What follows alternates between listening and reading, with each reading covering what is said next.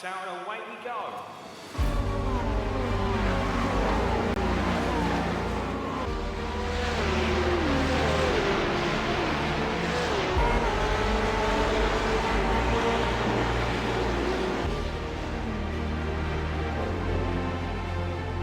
There's 2 points that can charge down into the corner.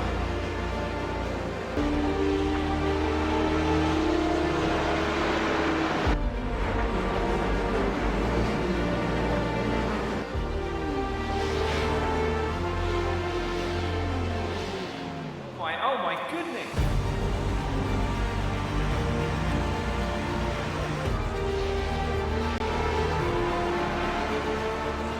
Never down in a hurry, cycling their way through the traffic.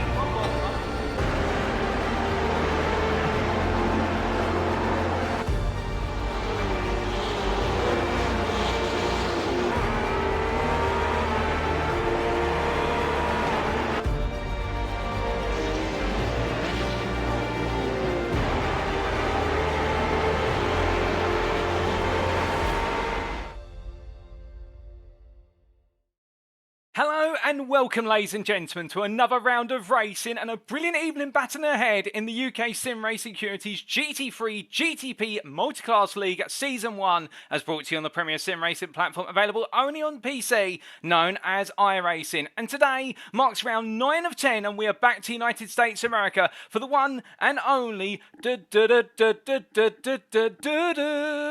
Daytona!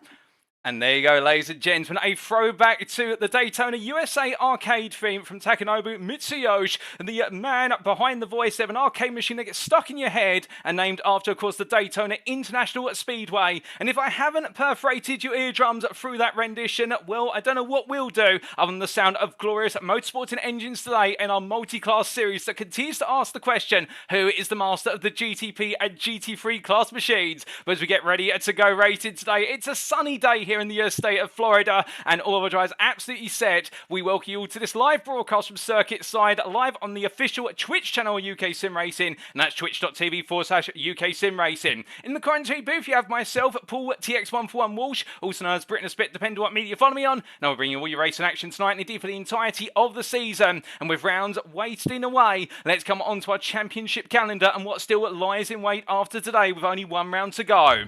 As we can see, today is the 26th of November. It's another Sunday evening. And preceding all of this, we've had 8 rounds of absolutely fantastic racing action. Starting all the way back with round 1 at the Indianapolis Motor Speedway, we kicked off in the US of A with the one and only Indiana State Circuit on the 17th of September, and it was all about the battle at the front of the field in the GTP Pro Class, a 5-way fight for victory. And then in round number 2, we made our way to Japan for the Fuji International Speedway. And in Japan, the intensity could not have been raised even higher across the Pacific Ocean to the foothills of Mount Fuji, because on the 24th of September we got to see rivalries aplenty, and perhaps most notably the battle between Satinder Dinsa and what was Lawrence Marsh in the GT3 AM class. Then round at number 3, to wrap up the first third of the season, we made our way to the Circuit de Spa-Francorchamps, the Belgian circuit, playing host to the 1st of October, and there it was all about one man dominating at the front of the field, and that was in the GTP Pro class. Paul Busby, the 420 driver, absolutely putting on a blazing performance there, and he led us into the mid-season break. When we returned from our first mid-season break week with round number 4, we charged into the second portion of the season with Watkins Glen International in the state of New York playing host. That was on the 15th of October. Then we made our way from the USA to France for the Circuit de 24 Hours Mans, and the front of the field, it was the battle of 2 stalwarts of effect simulations. Andrew Dawson versus Paul Busby, with Busby coming out on top by the smallest of margins on the 22nd of October. But there was also plenty to talk about further down the field, and most particularly in the GTP AM class, with Salvatore Guariento finally bringing on home the Porsche 963 for its maiden win of the season. And then round number 6 to go into the second half of the season, we made our way back to the US of A for the rugged road surface of Sebring International Raceway. On the 29th of October, we saw many a driver get it wrong, but plenty also get it right there, and perhaps some of the most intriguing endings to the race, particularly in the GTP AM class. No spoilers there, but watch it back for the battle for third place. And after that, on the 5th of November, we made our way to Italy for the Autodromo National Monza on the Monza Grand Prix circuit, and round number 7 definitely saw all the drivers survive turn 1, lap number 1, and brilliant racing to be had at Monza, no question about it. But then we went into our second mid-season break, and we returned at the Austrian circuit, the Red Bull Ring, last time out for the 19th of November, and what a round of racing we had at the Red Bull Ring. And well, with it all still to play for, we got to see in particular one of the biggest moments And the Red Bull Ring was the unfortunate late retirement of her older starters, which led to, in the GT3 Pro class, a 1-2 for Racing Lab Esports, where they brought it on home together. And indeed, right now we head into 2 rounds remaining. It couldn't be closer in all of our classes. Plenty still to go. And after today, on the 3rd of December, we bring the curtain down at the Silverstone Grand Prix circuit in the United Kingdom. We bring it back to the home of UK sim racing. And well, round number 10 is only around the corner, but we still got to wait. And let's not forget about the fact today we are at Daytona, and we have got an absolute thrill of a round of racing to go. And let's introduce the circuit. For as we can see, we'll be taking it on to the road course today at Daytona Beach in Volusia County of the state of Florida in the US of A. And this road course circuit, as you can see from the circuit map provided by iRacing.com, thank you to them for the brilliant simulator and the track maps that come with it, is a combination of 75% of the oval banking used by NASCAR and 25%, the other 25% we should say, being the combination of a road racing infield course, which has got its own unique challenges. So therefore, this Daytona circuit is an interesting contradiction, whereby because you have so much of the oval packed in, albeit with a bus stop chicane front into the mix there at turns 9 through to 11, you've got to focus on straight line speed. However, the infield section packed with hairpins, perhaps the most notable being the turn 4 horseshoe hairpin, and therefore our drivers have also got to set out their cars for cornering capability and the ability to stop hard on the brakes. So do you invest in all cornering capability? Do you invest in top speed? Or do you find a gauge in the middle of the proverbial slider and find somewhere in between? Well, that's exactly what our drivers are going to need to do today, for as they charge away across the start finish line and into the trail braking zone of turn number 1, we can expect plenty of batting there, perhaps even 3 wide when the multiclass element comes into its mix. And as they make the way out to the elongated opening left-hand sweeper, they'll come through the right into left of turns 2 and 3, charged away past the pit lane exit and up towards the horseshoe hairpin at turn number 4. Exit out there, we can expect plenty of 2 wide battles in the classes, then make the way through the sweeping left-hander at turn number 5 in the raw up towards the second hairpin at turn number 6. As they come out to the right-hander, very late apex and the very narrow exit to the corner, then head up to the 90 left-hander at turn number 7 to make the way onto the oval. Coming out, it's flat out all the way through the bank into turn number 8 and in towards the bus stop chicane at turns 9, 10 and 11. And there it's all about getting on the power as soon as possible in corner exit and slipstream drafting your opponent around through turn number 12 and through the final bank to complete lap and do it all over again. Indeed, we only need to look back to a few seasons ago in the UK Sim Racing GT3 League, where we got to see the battle of what was the Protect Motorsport drivers of Ryan Moles and Sam Sherwood. Was a drag race to the line in their respective class in order to bring home the win, and what a way that was. And could we see more of that today in terms of a photo finish? All that and more to be revealed at the road course. But giving you a quick reminder of our rules before we go racing today. Car setup wise, drivers are no longer permitted to change their car. This was at the conclusion of round number 4. They are locked into their cars. Car fuel load wise, they shall be restricted to 100% for the GTP class and 70% for the GT3 class. Qualifying, an open qualifying format shall be used, lasting 30 minutes and split it into equal halves, with the first 15 minutes for the GTP class or the GTP prototypes, and in the second 15 minutes it will be the GT3 class. Now, drivers may not reset to the pit lane during the session. If they do, they shall no longer be permitted to take part in qualifying. What that means is if a driver parks up on the edge of the circuit after having a collision with the wall and they have to be towed to the pit, that's their qualifying session done and dusted. They must, much like in real life, come into the pit and park the car up in the pit lane. They can park it anywhere in the pit lane before they tow to their pit box, but they have to get the car into the pit lane, otherwise they will not be permitted to take part in qualifying. And that does add some risk versus reward elements of qualifying when you're pushing for your utmost ultimate lap. But if you're coming through that bus stop chicane and you happen to carry too much speed, the rear of the car lets go and the walls will be looming on the outside. But let's not hope that happens to any of our drivers. Of course, we want to see them all make it round and see the fastest possible laps here in the US of A. But coming from our qualifying rules then to our racing rules, there will be a double file rolling start as is the tradition of this league, and the race shall commence with that in a designated green flag start zone. Now, when the GTP class begins their race, the GT3s must hold formation. They can't go at the same time with the GTPs, and that naturally creates a buffer between the two classes, as we go into that start zone for the GT3 leader, and only when the GT3 leader is in that start zone, that's when they can start the GT3 class race. Now, no mandatory pit stop requirements. How we are expecting at least one pit stop today, given the fuel load to the respective car classes. Each driver has one fast spare available, which may force another pit stop, and they may use that when they come into the pits for their strategic stop.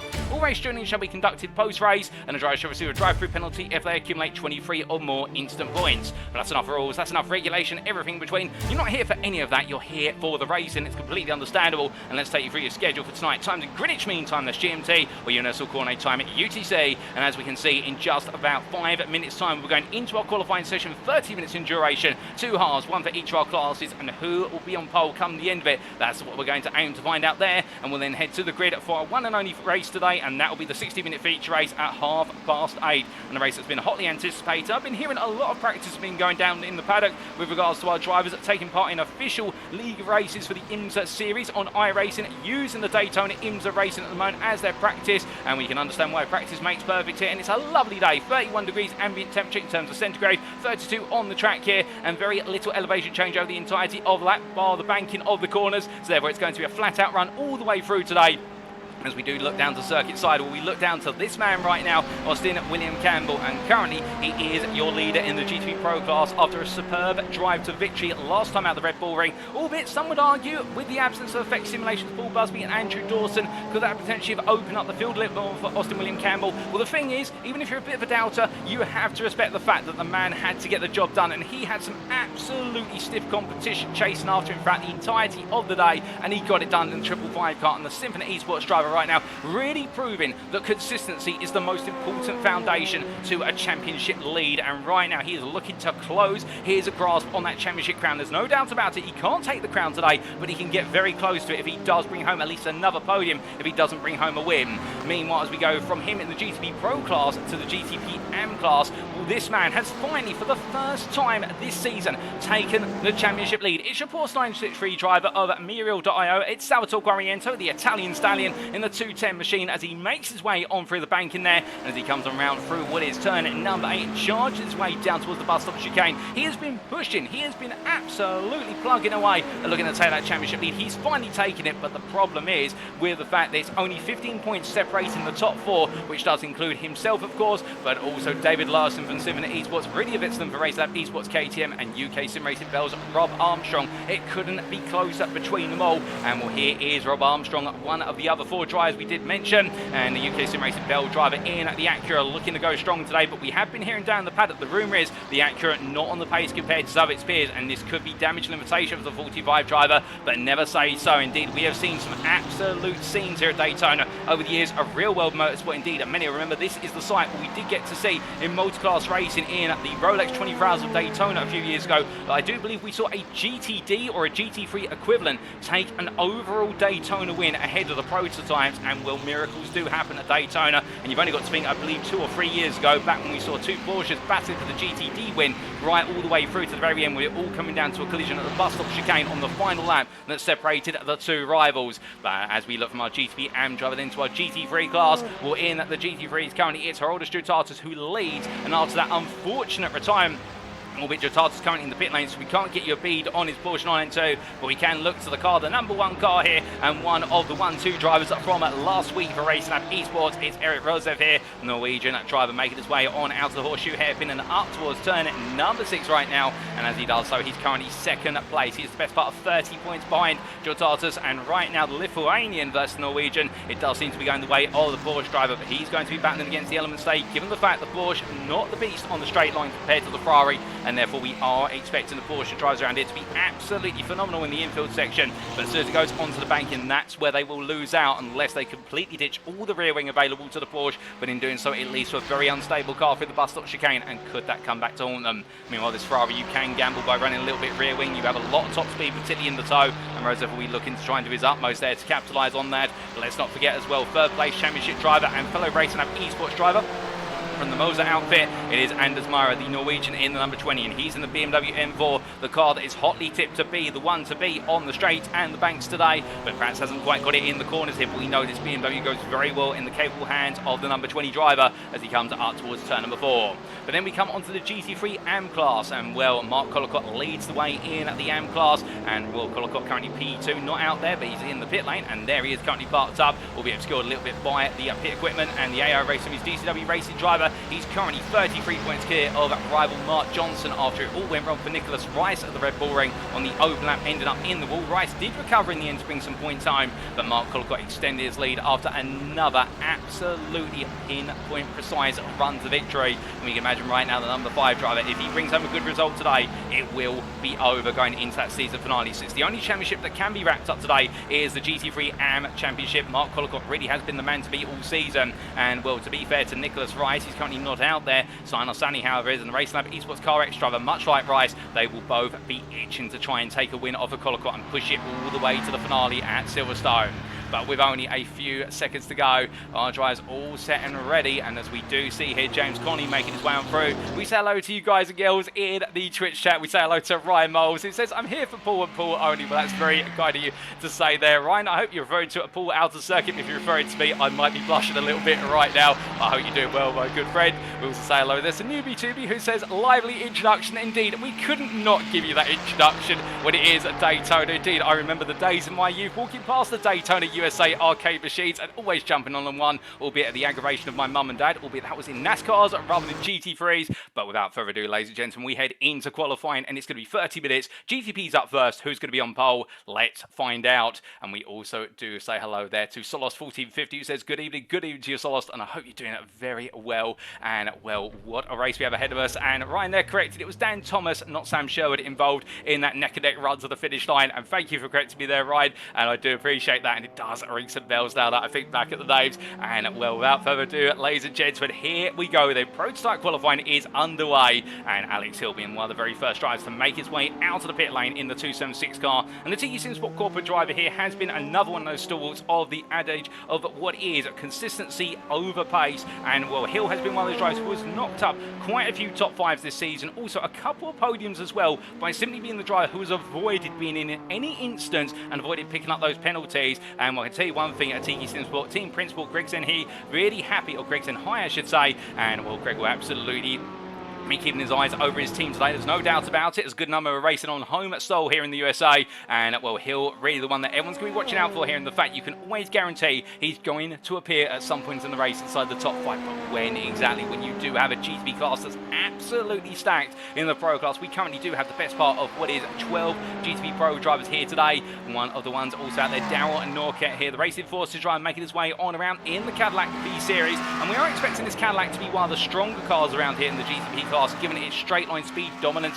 Indeed, that was most articulated early on back at what was the Watkins Glen circuit, and also was the Fuji International Speedway on the long start finish straight. And here the Cadillacs once again will have that opportunity to go absolutely roaring and scoring all the way to that checkered flag. But can we see somebody buck the trend? That will be the target for Zara drivers in the other machines. And of course, let's not forget, we do have out there a couple of BMW M V8 hybrids, and this car, of course, starting to go for its finalisation in real world ahead of the 2024 season. A lot of testing going on currently for BMW, and BMW signing a number of huge names to their manufacturer driver roster, including recently Rafael Marchiello. If you haven't heard about that news, ladies and gentlemen, Marchiello transitioning from being a Mercedes team driver to a BMW driver, and well, BMW looking to take some of the finest drivers across the world of motorsport into 2024. And they've got some very fine drivers here today in this series, including Ryan Davies, also Sam Congreve, and we also do have, of course, in what's that GTP AM class, Rudy Avitzland. And speaking of the Racing Lab esports driver, here he is right now in the GTP AM class, making his way on through.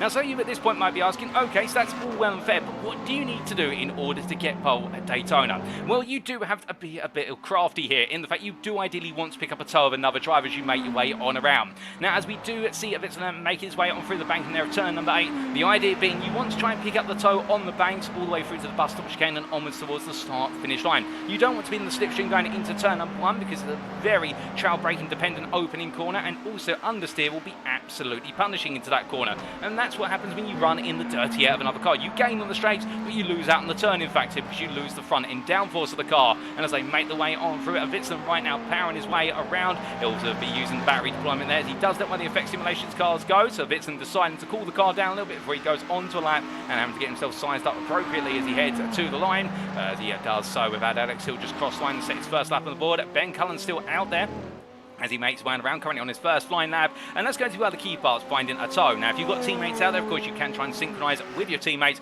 in order to give one another the respective slipstream, and that may help. But it's not just about the toe around here. You've also got to be able to return to full throttle as soon as possible. And that's the same of any corner on a given racetrack. But in particular, turn number 7 here, which you're about to see Cullen make his way through 90 left as he comes out to left-hander and on towards the oval banking. You want to be pointing the car out of the corner, away from the wall, and full throttle as soon as possible, and getting all that deployment, because if you you can, you are going to gain 2 to 3 miles an hour on the long run all the way around towards the bus stop chicane. And it's the same at the hairpins as well. Low speed corners and get back to traction as soon as possible out of those. You can gain an absolute plethora of time. The best part of 2 to 3 tenths if you nail it compared to somebody who ends up going overly deep into those corners. So it's the little things that matter around here at Daytona, and when it's all added together, that could be the difference between you being on pole or you being at the bottom end of the top 10. But as Cullen makes his way on around, we're going to stay with the Effect Simulations driver here as he makes his way over the banking in the Acura machine, and the 6 cylinders there roaring on through. The only I do believe out there at the moment of 6 cylinders in nature. We will of course see the Porsche make its way onto the field a little bit later. In fact, Guariento is already out there. I should correct myself.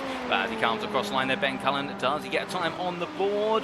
And well, no, it doesn't look as though he's been able to get a time initially. So having to go for another lap here. And as he does so, track limits also being something in the minds of our drivers, particularly at the bus stop chicane. If you do cut too much at turn number 11, the left-hand kink to go back onto the bank in the turn number 12, you will see your lap invalidated. And in the race, that could gradually lead to you picking up a drive-through penalty. But meanwhile, one man who's driving his way on through there, getting very close, however, to another car. And I do believe that's why the TE Sim Sport cars can't quite discern who it is. And I believe it's the BMW, or what is Ryan Davies. Well, these two, and that is Joshua G. Wilson, who's just taken the provisional pole overall of 31.491. And, well, looking smart there, as meanwhile, it does seem as though Ryan Davies has still got a little bit more to find. He's currently P9, 2 seconds off by comparison, but there's still plenty to go here in terms of time. We've still got the best part of 10 minutes in this qualifying session, and it's anyone's guess who'll be on pole. As meanwhile, Ollie Pimley comes on through to take provisional GTP and pole. That's a 32.680. That's the best part of 1.2 seconds off of Wilson's overall pole time, but Pimley right now 2.5 tenths faster than Guariento,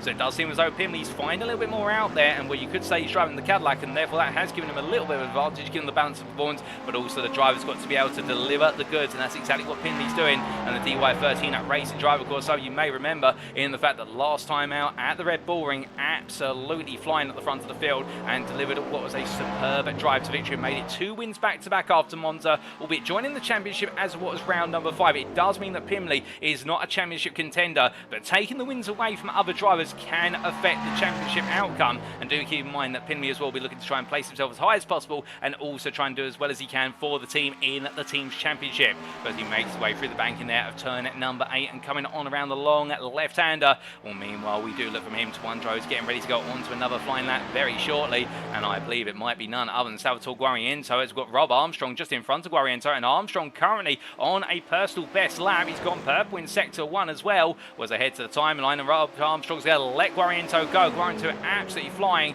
and without further ado, we jump on board here for a lap on the Daytona circuit.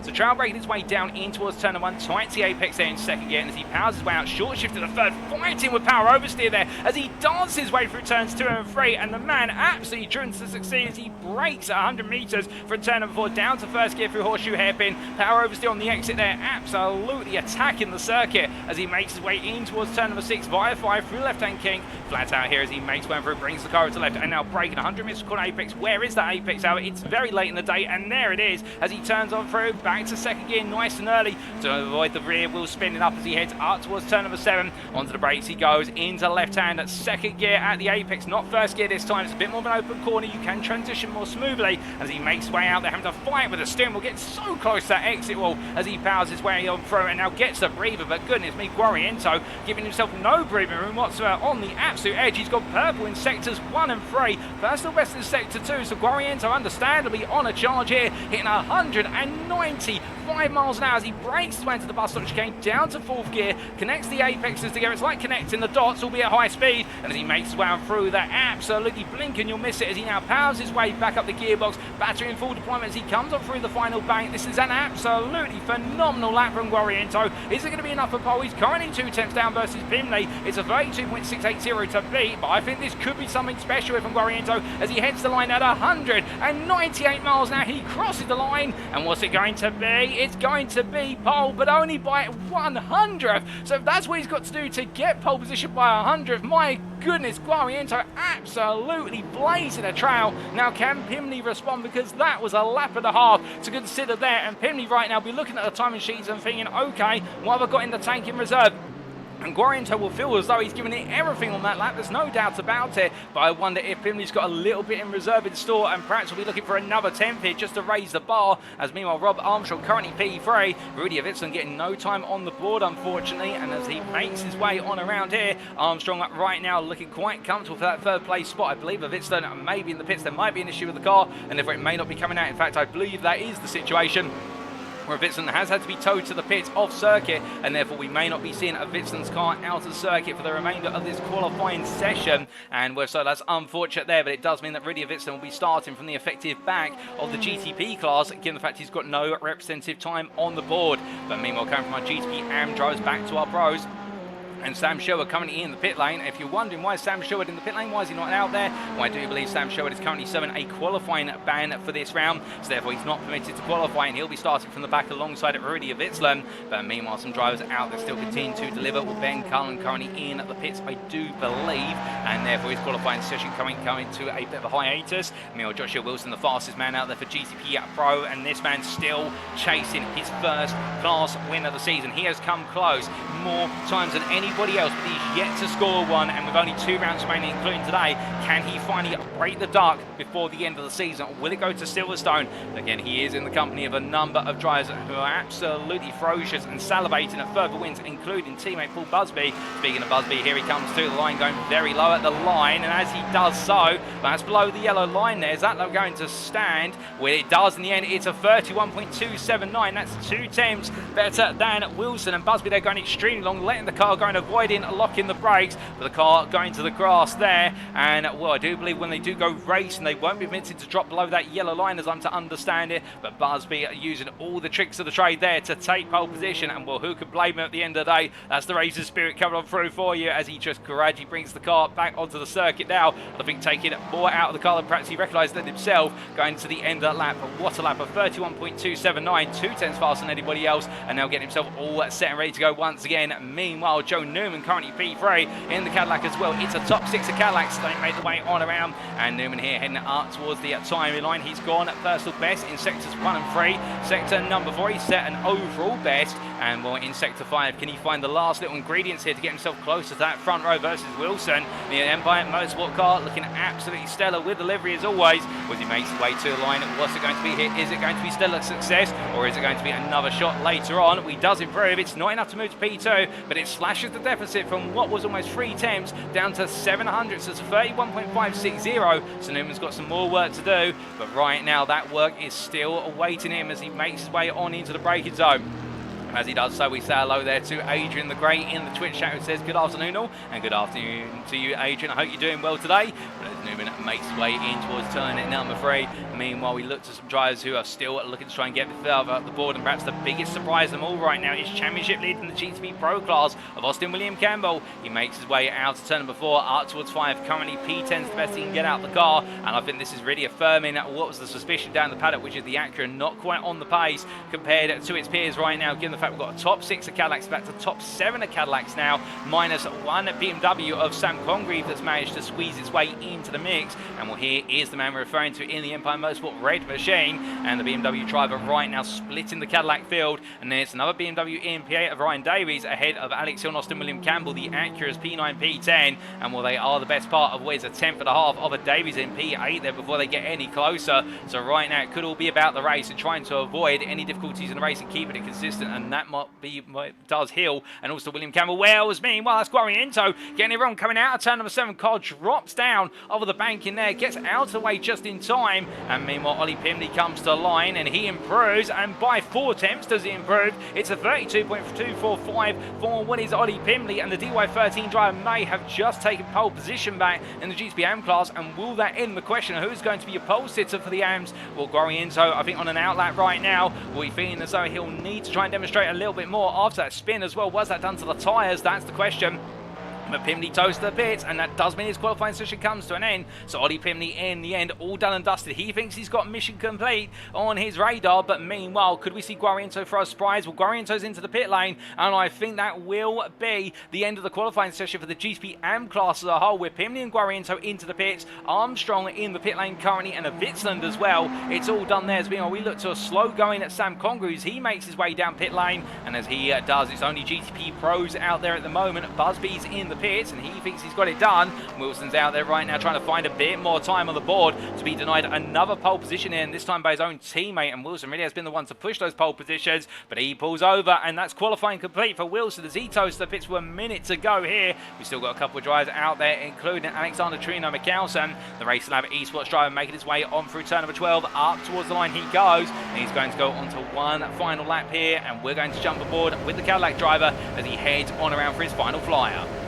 And crossing at the line there at 200 miles an hour into turn number 1, and on the brakes he goes down to second gear at the apex. They get it so laser close to the inside wall there in terms of the precision with which they cut the corner, and as they come out turn 2 into 3. McCalson right now onto the brakes, nice and early for Horseshoe hairpin, breaking about 125 meters a quarter apex, and coming out of the corner there smooth as butter with regards to coming off the steering and onto the throttle, and that smooth has been absolutely important as he comes through turn number 5 and in towards 6, brings the car to the left hand side, braking about 100 meters per corner apex all the way down to second gear. And notice here, using slightly higher gears compared to the onboard, we have a Salvatore Guariento in the Porsche 963, avoiding first gear to avoid the additional wheel spin, and coming in towards turn number 7 now, down to second once again, clears the apex, brings the power back in. A little bit of hesitancy there with regards to settling the rear end down as he made his way out of the corner, and I suspect Trino McCalson might be feeling as though right now the car's a little bit on edge with regards to those tyre temperatures at the rear as he makes his way through the bank into turn number 8, and as he heads up towards turn number 9, going in towards the bus stop chicane very shortly,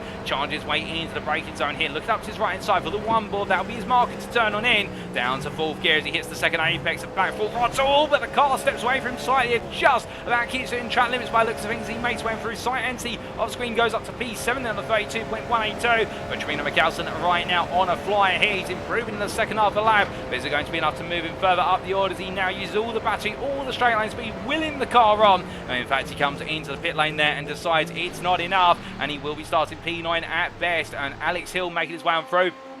Currently on his final lap when he makes his way to the line. We've already got our GT3s out there on their initial out laps, ladies and gentlemen, and therefore their warm-up laps. Well, Hill heads on through when he comes into the pits. I think he is going to defect his way off a road surface and into that pit lane. So that is GTP qualifying complete, and we're now on to the GT3s very shortly here with 15 minutes still on the clock. Well, 14 effectively now as we do look to Mark Collicott making his way on through in the AI Racing, his DCW racing machine. He's towards the back of the qualifying field of the GT3s right now, and indeed what you have right at the front of the field is none other than, I do believe, Hekon Gestad, the Ignium Motorsport Ferrari driver here in the 296, and one to always watch out for as he makes his way on around, staying high initially here, and I think extending his run all the way around, trying to give himself as much circumference in order to get a little bit more right inside tyre temperature as he comes up the bank. But as he does so, we do say hello there to Ivan 76, who says, I guess Racing Lab will invade the podiums. And indeed, there is the running joke down the pit lane that it is going to be the Norwegians who invade the podiums of a UK Sim Racing League, in reference to the Race Lab drivers all being at Norwegian. But let's not count out our Norwegian driver we're looking at here from Ignium Motorsport as he makes his way in towards turn number 1 as he comes through at the left-hander, going on to his first flying lap and keeping those tyres on that Evolution, bring them onto that heating cycle right now. It'll be the second flying lap where we'll see the better time start to come through from our drivers, so the tyres will then be in the ideal operating window. As he heads on through, we also say hello to Buzz Races there. Good evening to you, Paul, and I hope you're doing well. That's Paul Busby in the Twitch chat. For those of you at home who might want to say a quick hi to him if you're a fan of the Effect Simulations driver, and who wouldn't be, of course, a very fast driver out there. He's proved to himself all that season. And we also do say hello there to Shrewd, who says, what on earth are these track temps? And a little bit of a laughing face. I think it's a very hot circuit today. And, well, as I try to make the way on around there, let's take a look at that weather on the right-hand side of your screen once again. And as we can see, ambient currently 30 degrees centigrade, track temperature 31 degrees centigrade. So in fact, those temperatures stabilising right now compared to the practice session. Not too much evolution out there, and perhaps it's just catching out some drivers compared to perhaps they expected a warmer circuit, perhaps a cooler circuit. But it's about finding that balance, there's no doubt about it. As meanwhile, we do look to Daniel Payes here, the old Duty Cars driver, of course, the team running a new livery midway through the season, going from the all-white livery with the ODC logo to the all-black livery there with the same logo, looking very sharp, and does cut a fine way through the field, but he makes his way on around. Then we do hide the weather, and we go from one driver who's running a newer livery to this series to a driver who's running a new livery for today, and that is John Davis here, who, as we see the driver making his way into the braking zone here, or the wrong stuff driver making his way on around there and changing the colours on the car. As we do see, I believe that was Matt Edmondson getting it very, very wrong at turn number 7, almost into the tyre barrier there, and Davis doing very nicely in order to avoid that incident. It can be very easy to make a mistake around it as Daytona circuit. It looks simple on paper, in the fact it's 75% of the oval, but it's when you're not on the oval that's when all the difficulties really do come in here when it comes to these GT3s and GTPs. But as the first lap times come on the board, Anders Mara there goes original pole in the GT3 Pro class on a 44.639, and so you may be wondering who are the drivers or who are the cars that we can expect to be on potential poles today. And well, we are looking at one of the potential pole sisters. You can never count out Anders Mara for pole in the GT3 Pro class. He really has been the one. If it's a circuit where the BMW is able to unleash its 6th gear, this is the way it goes for Anders Mara, and indeed right now looking very strong out there in amongst his teammates as well. So they're all grafting the slipstream to one another, and in doing so rolling the way on through the apex of turn number 6 right now. A lot of teamwork's going to go a long way here, and they'll be looking to try and lock out the front row of the GT3 Pro class. And if they can get even further, they get more drivers there up into that top 3, all the better. But of course, this is the man who'll be looking to confound them every step of the way. Harold Stratatas in the Porsche 992, and this car very strong in the infield section and at the bus stop chicane. But if it can't quite get the top speed, Stratatas hasn't found a way to add some speed to the car in terms of taking that rear wing down or just carrying the additional apex speed, then that is where this car is going to struggle on the long run as he makes his way on through there and coming off of the corner. And you can see behind him as we ride on board in the distance there, looking back from the rear of the Porsche 992, it's none other than Heckle Gestad for Ignition Motorsport, and that Ferrari will be gradually inching closer, albeit these pictures perhaps not giving you the best indication, but there you can see how much of a gap there is. But even at this distance, Gestad will be gradually picking up a distant tow here, and he'll be aiming to use that tow over the next qualifying lap in order to boost his momentum and gain 2 to 3 miles an hour on the run through the banking, and that will be enough to improve his lap time quite significantly. But meanwhile, as we do look at Anders Mara, your current pole sitter overall of the GT3s, he heads to the line, and we can see that Eric Rosa peeling up high. So Mara does improve now to a 44.182. My goodness, that's 7.5 tenths faster than Stratatas' time P2. Now, of course, a lot of slipstream added into that there, but that could be the perfect lap for pole for Anders Mara right now, as he does swap places with Eric Rosa. So Rosa tucking in behind, and now the two teammates here looking to do one another the favour of giving each other the slipstream in order to lock out that front row of the GT3 Pro class. But meanwhile, GT3 and Mark Kolokop launches its way all the way up to what is P4 overall in the GT3s, and that is with what is none other than 45.093. That is 4.5 tenths faster than Nicholas Rice, his main championship rival. And well, Rice right now, as we see him making his way on through turn number 6 there, coming through the right hand. In fact, I do believe that is turn 6. Yes, it is. And as we do get our bearings correct, right now Rice has got a lot to do if he wants to try and come back as James Coney improves and gets within 2 tenths of Rice in a fellow Ferrari into P3. And as they make their way on through, we're very shortly going to be jumping on board with one of our drivers for a flying lap of this circuit as he comes on through. And well, right now we do have the Audi Jack Barker making its way across the line. This will be Barker's first flying lap being loaded onto our time screens. And what's the Audi R8 driver going to be able to achieve here in the old LMS 2015 machine? It's not a bad lap by looks of things. I think he's going to have to go again, and therefore he makes his way on around. Looking from him to none other than Heckle Gestad. We're going to be jumping on board with the Ferrari driver for a flying lap of Daytona International Speedway road course as he heads to the line. As he comes up towards the line here, already on an improving lap by looks of things, and hitting that timeline at 173 miles an hour. He crosses it and now makes his way in towards turn number 1 and breaking down from 174 miles an hour all the way down to an apex here of 55 miles an hour as he comes in second gear and exits there, waiting, delaying to go to third gear to as late as possible to get maximum acceleration, and then in towards turn number 4, braking nice and early as he comes into the corner. Second gear as he exits, you've got to wait for the rotation of the car as he fights his way out the corner and make his way now towards turn number 6 now. In fact, I do believe Gestad there might be doing a little bit of short shifting to protect the car. Indeed he is, so it's not a fast lap, and therefore we are going to jump away from Gestad for now. He's on a cool down lap here before he goes on to his next flying one, and we will try and catch that with a driver who's gone on to one of their flying laps very shortly for you, ladies and gentlemen. I believe James Coney coming around right now, also another Ferrari driver here, currently P3 in the GT3 AM class.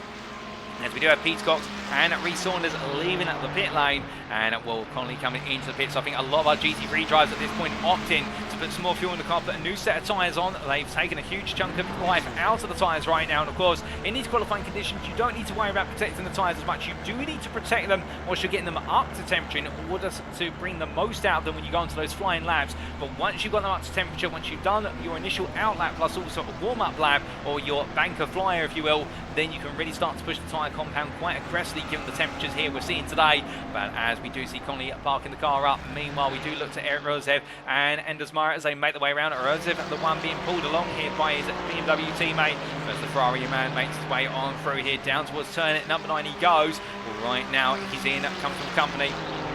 This is exactly what you want. He's on an out lap with Anders, so therefore the two of them here going on to their next flying laps very shortly. And as they make the way through, we do say hello there to Shark TIR6, who is saying that Pimley too fast, nerf him, and that is with regards to, I do believe that's Salvatore Guariento in the Twitch chat, commenting on the fact being beaten to pole by Ollie Pimley in a great qualifying battle between the two of them. And to be fair, Salvatore, your lap absolutely staggering when we caught it on board, and that second place well and truly deserved there, and indeed a thriller of a lap. We've got some thrilling laps coming up here in the GT3s, and we look to Joshua Pratt here and the Tiki Simsport machine as the Ferrari driver makes his way between the apexes there and going out of turns 9 and 10 and up towards 11. Well, right now Pratt getting his nose down here in terms of bringing that car back down after bumping over the curbs and getting his head down as well to go on to his next flying lap. Marvin Cruz has just crossed the timeline. Does Cruz improve out there? He does from P13 to P11, the GT3 Pro class. So we are seeing some improvements there from the Porsche 992 driver for old dudes in cars, but right now Pratt heads to line, and will there's been an improvement for the Tiki Sport driver. It does look as though it's going to be an improvement, but by how much is the question. He's only what is half a tenth of a Sharples, and he does improve to P9 jumps ahead of Sharples, and now only a tenth of Chris Constable in P8 in the GT3 Pro. As he comes out of turn number 1 and onwards towards turns 2, 3 and 4 he goes. Meanwhile, we do look from him to none other than Mark Johnson, the man right now who's moved into second place in the GT3 AM standings. But he's got a lot of work to do to try and hold on to that position as we make our way on board with the Porsche 992 driver. He's on an out lap, but he's going onto a flyer here, and let's take you through in the hands of the GT3 Porsche 992 driver. So breaking his way in towards turn number 1 and braking at about 170 metres from corner apex. It's such a long braking zone into turn number 1. Down to second gear as he makes his way out on the power now and using the engine over the rear axle to stabilise the car. You've got to get your foot down in this car as you make your way towards turn number 4. As he comes under braking points to go into the apex. You can do this in mid-engine rear drive drivetrain cars or with the engine further back. Given the fact they've got a lot of native rotation in the car, so you can be more aggressive on corner entry compared to front engine rear drive as he powers his way back up from second gear once again. Flat out here through the turn at number 5 left-hand kink and in towards turn number 6 and braking 100 metres from corner apex all the way down to the gearbox, nice and gently to second gear. 52 miles an hour at the apex, exits out, squirts the throttle back on, and then in towards turn number 7, brings the car to the right hand side here, braking 100 metre board, coming all the way down to second gear, takes plenty of apex curve, now feeds the throttle in here in order to get that rear end to settle down immediately as he powers his way onto the banking. And with the Porsche drives here, they have to keep that throttle down even slightly when they make their way into the corners in order to be able to settle the rear and therefore get that rotation that the car needs in order to carry more speed out of the apex and onto the straights. But as he makes his way down the back straight, now heading up towards in excess of 166 miles an hour as he gets ready for the brake marker, the number 1, and braking about 75 metres from corner apex, down to 4th, down to 1st, he hits the turn apex, and now bringing the gearbox back to life here, and his way on through, cutting as much as he dares to dream to do so of the yellow band in there as he makes about the bus stop chicane into 5th gear, and now he's got to keep the car nice and low, gentle on those steering inputs, and just have the faith that it will give him the maximum top speed in the run to the line. And when he makes his way out around here, lets the car come out to the right in order to take away any steering lock, and now bring the car back over to the left.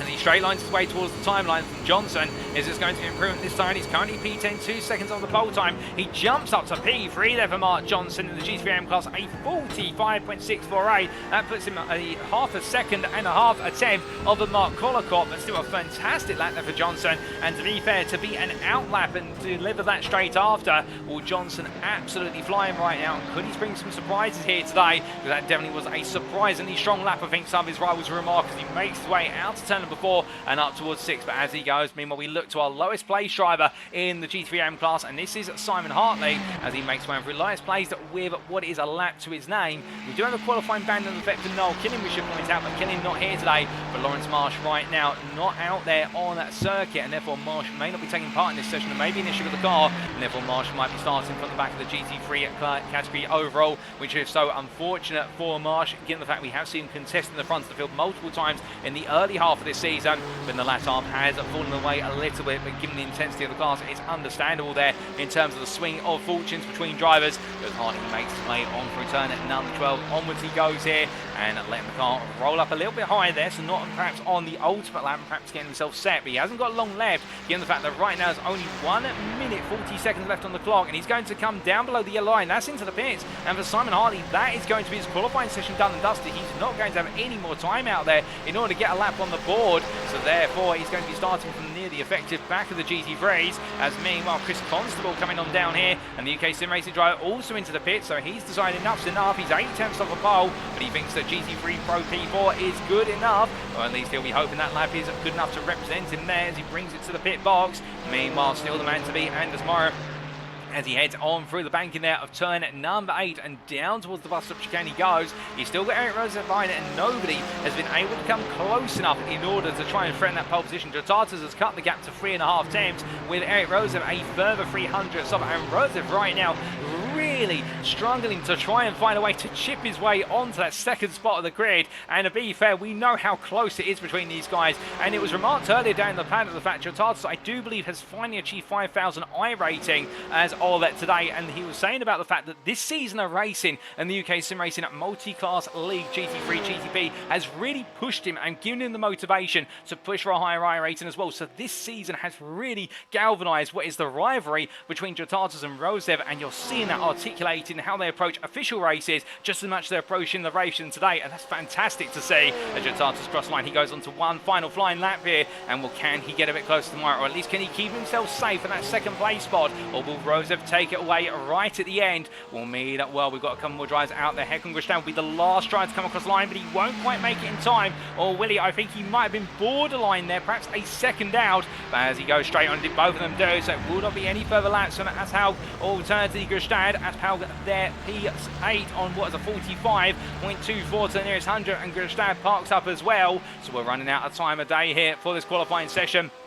Well, Mark Johnson making his way on through. He's got Jack Barker just in front of him, and Barker right now in the Audi R8. He's currently P9 there and looking to try and prove a bit further. He's got 4 tenths to go if he wants to take on Barjuk, but in the end he won't be able to do it. He makes his way into the pits and decides enough's enough. What about Johnson? Meanwhile, Johnson thinks he can go even faster here. He's currently a tenth of a Rice's P2 time, but it's not enough in the end for Johnson, so he'll stay P3, but still a great lap there from Johnson to put himself right behind Rice. And meanwhile, Matt Edmondson comes on through, and this is a return to form for Matt Edmondson. We have not seen him qualifying inside the top 5 of the GT3 class for the best part of the last 3 rounds, if my memory serves me correctly. He crossed the line here, and Edmondson doesn't quite improve this time around, but it's enough for P4 unless there's any surprises from Bates. It's a good lap from Edmondson, and he could be one to watch out for when we go racing. Meanwhile, here we still do have Bates and also Andy Skinner out on circuit, and speaking of Skinner, I believe he's heading to the timeline. And as he heads up towards what will be turn number 1, albeit crossing the line here. All right, now Skinner crossing that line. It's going to be P9 then, a 46.655. And in the end, the TQ Sim Sport drive does improve to the top 10, but it's not enough to put him inside the top 5. But still, he can work from that position. And Christopher Bates with the last man out on circuit right now. But I think this is a cool down lap, given the fact a minute and a half's already passed from the 30-minute mark. And therefore, Bates must be on a cool down lap here, given the amount of time he's put on circuit. But with that, ladies and gentlemen, that marks qualifying complete. And so, it is going to be GTP Pro and overall pole for Paul Busby for Effect Simulations. GTP AM pole will be going to what is your 8th place overall driver Ollie Pimley for DY13. It'll then be Anders Marr on GT3 at pole, and it'll be for Pro as well, and Mark Collicott on GT3 AM pole in the end. But that is qualifying done and dusted, and what a qualifying session it has been. And as all of our drivers now get themselves set all to the pit lane, well, we are only moments away from going green flag racing here at the Daytona International Speedway. But as we wait, and indeed a number of drivers wait in the pit lane, including none other than Nicholas Rice, well, they're all being given the call. It's time to head to the grid. So as our drivers make their way to the grid, this is how they'll line up for one and only race today in round 9 of the UK Sim Racing GT3-GTP Multiclass League Season 1. It is Paul Busby who takes overall and GTP Pro pole for Effect Simulations by 2 tenths over teammate Joshua G. Wilson. Joe Newman starts P3 for Empire Motorsport, joined in the second row by Racing Forces Darren Norquette, with Sam Congreve starting P5 for Empire Motorsport, joined in the third row by Tiki Simsports Ryan Davies. Cy Anti starts P7 the privateer ahead of GTP AM pole sitter DY13 Racing's Ollie Pimley. Congratulations to him on a stellar pole lap, and it will be starting on the fifth row to complete the top 10. Austin William Campbell for Symphony Esports and Alexander Truna McCalson for Racing Lab Esports Moser.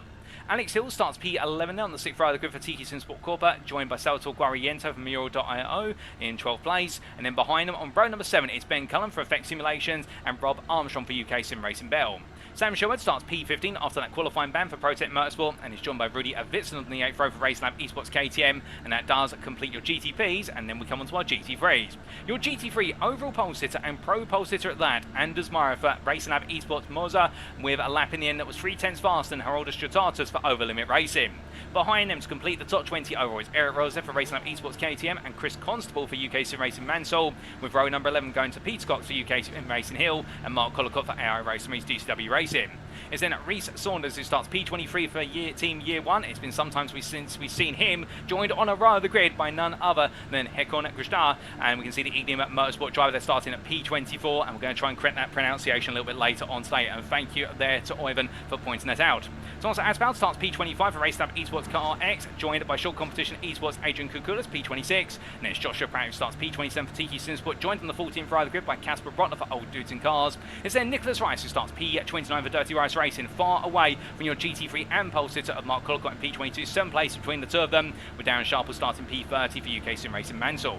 We'll then have behind him Mark Johnson starting P31 for UK Sim Racing Mansell behind his teammate, with UK Sim Racing Hill, the sister driver Mike Edmondson P32, and Steinar Sunny for Racing Lab Esports Car X, and Marvin Cruz for Old Dudes in Cars on row number 17, and then behind them on row number 18 it's James Connolly for UK Sim Racing Hill and Daniel Pace for Old Dudes in Cars, with then row number 19 going the way of what is, well, in fact that's, yes it is row number 19, John Davis of the wrong stuff and the privateer of Thomas Barjot.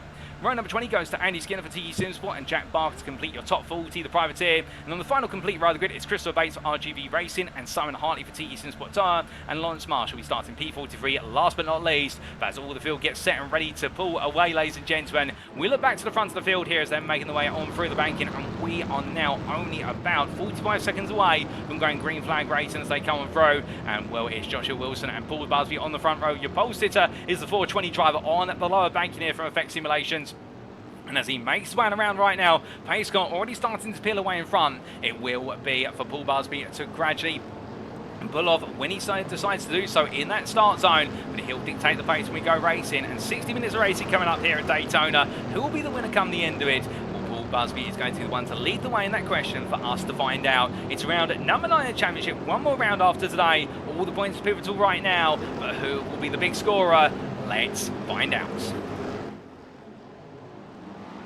And it's lights out, away we go as Paul Busby goes immediately there as soon as he hits the green flag start zone as they charge their way down towards turn number 1. It catches the majority of the field out, and already you can see there everyone's staggering away as meanwhile Ryan Davis looking around the outside with Darren Norquette having to put some pressure on Sam Congreve, gets that pressure on, but as they make the way through, we now look back to your GT3 starters. They've still got a little way to go yet, so we're not going to look to them immediately, but a bit further down the order, Ben Cullen under pressure as Guariento up the inside. It's a poor start from West Cullen, but Guariento they're going 3 wide, joined with what is I believe there none other than Sam Sherwood going around the outside. It's reverse Moses complete, and now the GT3s make the way down to turn number 1, and as they do, we catch them just into that braking zone, 3 wide apiece here, and that's Mark Collicott in some contact with Hakan Grishtar as they make the way out of the opening corner. And well, how they survive that I don't know, but I can tell you that in the end Reece Saunders and Grishtar are not going to have their battle because there's a Collicott between the two of them, but on the brakes they go, and as they do, Adrian Kukulis up the inside of which then Joshua Pratt as they make the way out of the horseshoe hairpin, and as they roar their way out of the right hander and up towards turn number 6 they go,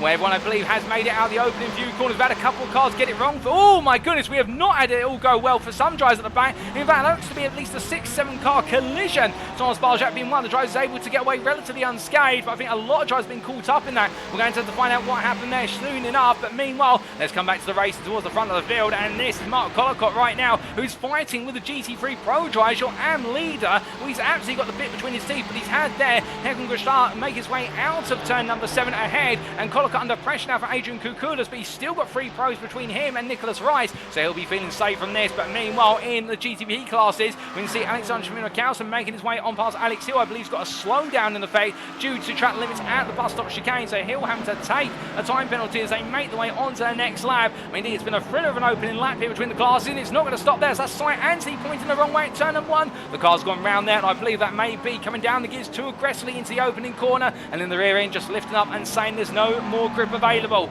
But as he makes way on free, it's going to be side by side now, battling with Sam Congreve, and well, these two, many of you will remember them, of course, their major rivalry in the elite class of the GT3 League back in Season 6 at Road Atlanta. It all came down to strategy in the end, these two fighting for the championship, and right now they may be fighting for only P11, but still the rivalry will simmer as they make the way down towards turn number 6. But as they do, well, right now Cy Anthony close, but not able to get involved. Meanwhile, we look back here to GT3s, and this is Aspal up the inside of what is, I do believe, Collicott, trying to make his way through. Collicott making himself as wide as possible here with what is also just in front. In fact, that is going to be just in front Peter Cox, but Aspal does get the move done, and now Rice getting very close to the back of Collicott. You couldn't make this up after taking 7th place between himself and his rival. Rice here getting the better start compared to Collicott in the end, and makes his way all the way up towards turn number 6 they go, and as they do charge away in towards the braking zone, where you do have one of the GTPs trying to pick his way through. That's really a Witzland, who started a long way down after the difficulties of what was qualifying, and right now Witzland's got some way to go in order to chase down his rivals, but the key point being at this point in time, that right now Nicholas Rice right behind his GT3 and rival as they make the way up towards turn number 7.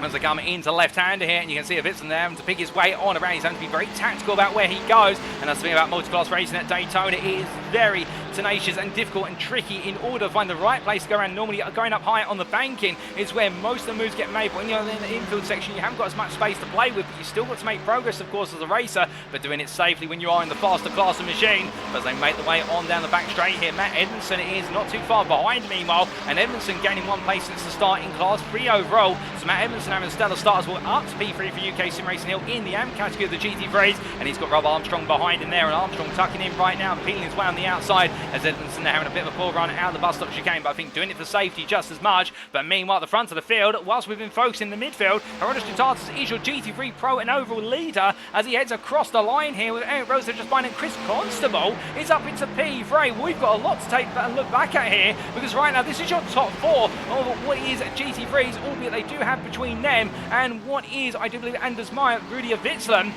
And there's Witzland trying to go around the outside to inside for a 2-3. He's going to go past Constable there, and now looking up the inside of Rosev. But as they make the way through the horseshoe hairpin here, we ride on board and look back from the rear of the Porsche line 2 at Jutatis, and Rosev right there and on the offensive. We can see Jutatis right now trying to get Rosev to follow him, and this is an interesting move being made from Jutatis. In fact, you can see Witzland wants to pick one side to go past Rosev, and they're on communication by looks of things, but Jutatis immediately put himself the other side of the road, and that's intentional. It's a legal move, and what Jutatis is trying to do is he's trying to get the 2 Racing Lab esports drivers to hold one another up by simply saying, well, it's all fine, you can pass your teammate, but then you're going to have to go round me on the other side in order to be able to then pass the both of us. And Jutatis is just making it more difficult for Witzland, but more importantly Rosev, to get close. This is smart driving from Lithuania. It keeps him safe this lap, and it buys him another lap of comfort, and those little margins can be important if he needs to save a little bit of fuel or just protect the tyres slightly in the early portions of this race. But as they make the way down the back straight here, charging away up towards the bus stop chicane, well, right now you can see that Ferrari continue to stay close as they make the way in, but not as close as perhaps it could be as they make the way onwards towards the end of this lap of racing. But meanwhile, further down the order, Reece Saunders right now, after what was a great start in his battle with Hakan Gustard, going on through the bus stop chicane in, making his way past Nicholas Rice, and now putting himself between his rival. Meanwhile, that's gone very, very wrong for Chris Constable, pointing in the wrong direction, pulls the car immediately off racing line.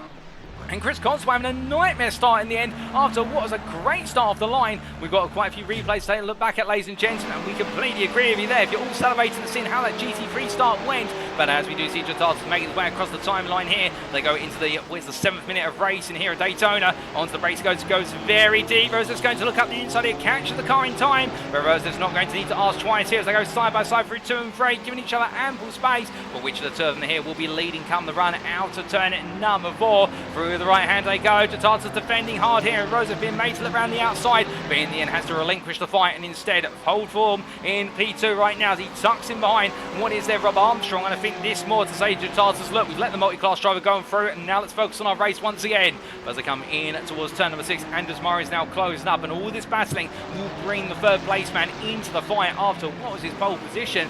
Pole position not lasting too long under race, and again, pole position is just one part of the race, and then you've got the full racing to deal with, and as they made the way on through turn number 7. Behind him is Hekon and Gushtar as they head out of the left-hander and on towards the bank once again, and we do get a replay of the race start for our GT3 drives when they did go green flag racing, and well, we have that replay coming up very shortly. In fact, here it is, ladies and gentlemen, as we do take a look back.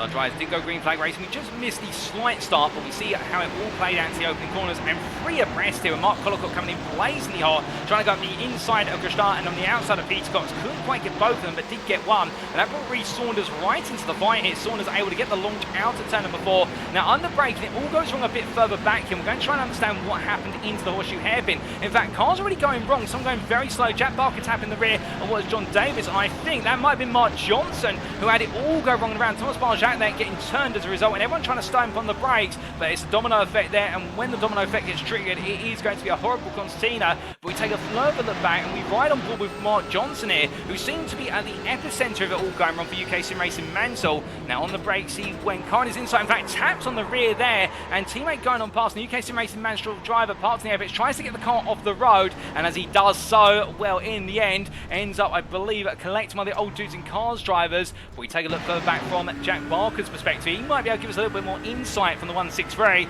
as he came on through, albeit at a distance. And well, can we see anything in particular here? It does seem as though it's all kicked off, and in the end, with Jack Barker coming to a standstill there, albeit tapping a couple of his rivals on the rear in the process, but in the end able to avoid it. So it looks like there's a domino effect. We're not quite sure who set it off. We know Johnson was one of the drivers who ended up being turned, and well, a difficult start to the race there, no doubt about it. But as we return to your live racing pictures, ladies and gentlemen, the question might be for many of you right now, what happened to Anders Meyer at the start of this race, dropping a long way down the order? Well, here we go and take a look back at what happened to Anders Meyer as Chris Constable found his way on past, and I believe Anders Meyer picking up a slowdown at the bus stop chicane, and this is a quick replay from lap number 2 of the GT3 race, and that explains everything. That's how Chris Constable was able to take the position, and since then making that error at the bus stop chicane that has cost Constable absolutely dear. And what happened to Chris Constable with regards to that, here's a further replay. I promise you this is the last replay you're going to see for a little while, and Constable in the end going quite slowly already, so there's been an impact with the wall well before all of this, and then with the damage on the car, the rear letting go there as he hit the turn 10 apex curb to the wall, and well, doing very well to get the car stopped and pull it back off the racing line. If that car rolled any further back, that could have been tears for many, but Chris Constable making sure the only tears today, unfortunately, are for him in the GT3 class, but still very respectful there from the gentleman racer as we do return to your live racing pictures, ladies and gentlemen, and we look immediately back to the front of the GT3 field here, and it is Rosev ahead of Jatatas, followed by Meyer after that small mistake from Jatatas at this corner led to Rosev getting close, but then in the draft later on, from what I'm hearing in my right ear cup, that's where we have seen Rosev make his way on through and get the move done. But as they make the way on towards turn number 4 right now, Hekon Grishtan just behind here as they come out of the right-hander and up towards turn number 6 they go, and on the charge here, this top 4 staying close together. But still, we talked a lot about our GT3s. What about our GTPs? Well, here is your GTP Pro and overall leader of Paul Busby for Effect Simulations as the 420 driver makes his way to the end of the 10th minute into minute 11 now. He's still got Wilson behind him, so it's a top 2 right now for the Effect Simulations drivers, trying to make it a 1-2 today with Ben Cullen down in P7. He'll be trying to push forward. He'd like to be on the podium as well, so it would be an Effect Simulations dominated podium. We have seen a couple 1-2-3s this season from them, and particularly at the Le Mans circuit, you may remember, where it was Busby ahead of Dawson, ahead of Wilson. But as they come on through the bank near turn number 8, they'll just have to take their time, pick their way through the GT3 field and carry on their way. But meanwhile, from them, we do look to Cy Anthony, who right now still chasing after Cullen on the run on through, and they're having to go low past what is Joshua Pratt. Anthony right now, the Welshman here, trying to embody the Welsh Dragon here and breathe fire into the life of his race as he heads up towards the bus stop chicane in the toe of Cullen, getting very close here.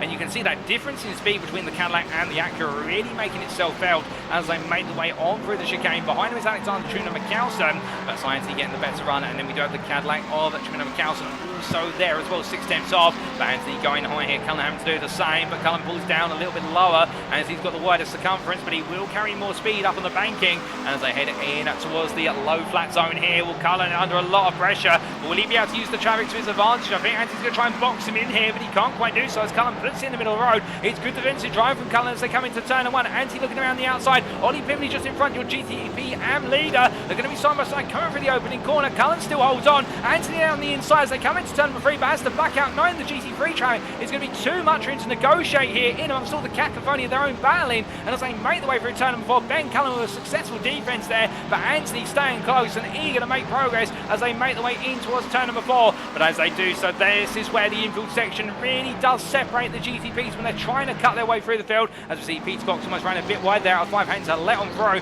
What is Sam Congreve? And Congreve trying to get back into this fight as well. He's fallen out of it, but with the way they've transitioned between one another now, finds himself getting back into the fight. Meanwhile, we've lost Tremino McAllister. He's fallen a long way down the order. Meanwhile, Alex Hill has had to be towed to the pits due to a recent off-track. We'll try and understand what's happened there very shortly. We may have a replay coming up as to that, in fact, ladies and gentlemen. But something's gone very wrong for Alex Hill and also for Trina McAllister. Something's gone wrong because he's dropped all the way down from what was P9 at the time in the GTP Pro class down to P11. And meanwhile, Alex Hill has to be towed to the pits. That puts him right to the back of the field and a lap down effectively by the time he does come out of the pits. But as they roar their way on through, well, we do have that replay which we mentioned coming up shortly. But before we do, we've got Cullen versus Anthony at part 2 here as they make their way onto the bank for the second time of asking on this camera as they head around turn 12 and up towards what will be turn 1 gradually here. And you can see Anthony going high once again, not wanting to get too close too soon. He's delaying that tow until he gets on towards the start finish line, because this is where he wants the overspeed in order to try and make the move happen into turn 1 and seal the door shut. He doesn't want Cullen getting the tow and coming back at him through turn 1, but Cullen on the inside line,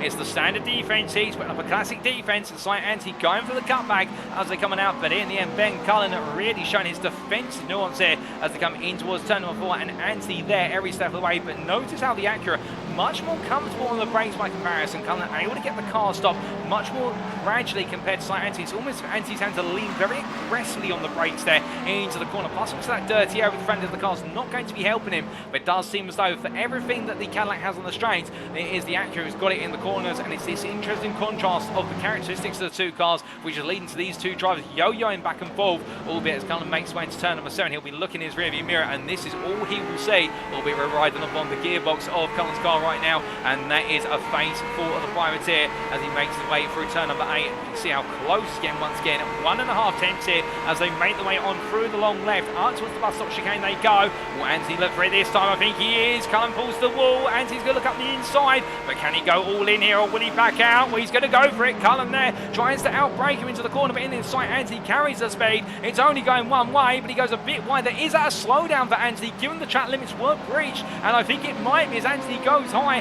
lets the plays go, and I think trying to serve the slowdown very gradually as now Cullen comes back. So Ben Cullen once again frustrating Sight Anthony and using those track limits to his advantage this time. Meanwhile, as we see Ryan Davies battling there with Sam Sherwood, Sherwood up in the inside, the Protect Motorsport driver. Remember, he has come from the back of the GTP Pro field. He started from the very last position, given the fact he did have a qualifying ban in effect, but Sam Sherwood right now absolutely storming his way through. He's up to P5 already. He's 11.2 seconds off the leaders, and Sherwood's pace right now is the fastest of everybody in the class. The 171 driver is absolutely soaring through the field, and we know that Protect Motorsport have got some of the most capable drivers on the grid. Indeed, we saw it with Ryan Moles early in the season, and we're seeing it today with Sam Sherwood here as he makes his way on through turn 6 up towards 7. Well, right now the 171 driver absolutely pushing as he heads in towards the outfield section. But as he comes on through, we must look from was our GTPs back to our GT3s for a short period, ladies and gentlemen. And in fact, we do have just before that a replay coming up as to what happened to Alexander Trina McAllister and Alex Hill a little bit earlier on.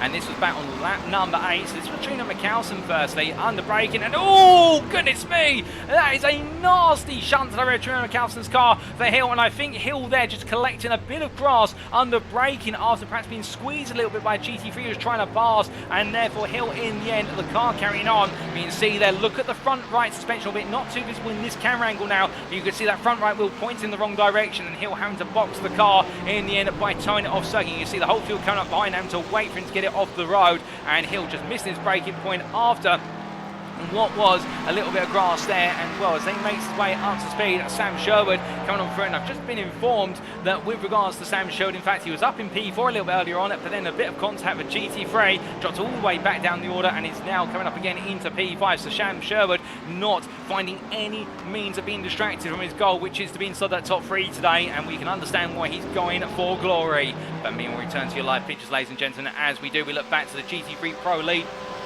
That's all, as Anders Meyer is still holding on here as he makes his way on through towards turn at number 1, and as he does so, we say hello there to RSR, or I believe that's RSR Racing, or RS Racing I should say, 91, who says let's go. We also say hello there to Budget Racing, who is cheering on at Matt Edmondson for the GT3 AM win, and as they make their way out of turn at number 1 and up towards turn number 4, we also say hello there to Jacko Racing, who is missing Racing Sava drives on the grid, but as they head on to the brakes here, well, Anders Meyer right now coming on through turn number 4, and as he does so, the number 20 driver from Norway still being hotly contested by Holders Jotantis and also Hekon Gristad. Eric Roseth, meanwhile, 3 seconds back here, and the Racing Lab Esports KTM driver falling a little bit out of sorts in recent laps, but still in it to win it, and you can imagine right now he may be thinking about the longer game here and what he can do to try and undercut his rivals, who will be using the tire for one another to try and break away and save fuel on one another respectively. And that's the thing with this freeway battle for the lead at the very front right now. The leader, Anders Meyer, he will not be able to save fuel as much as Jotatis and also Krishnar.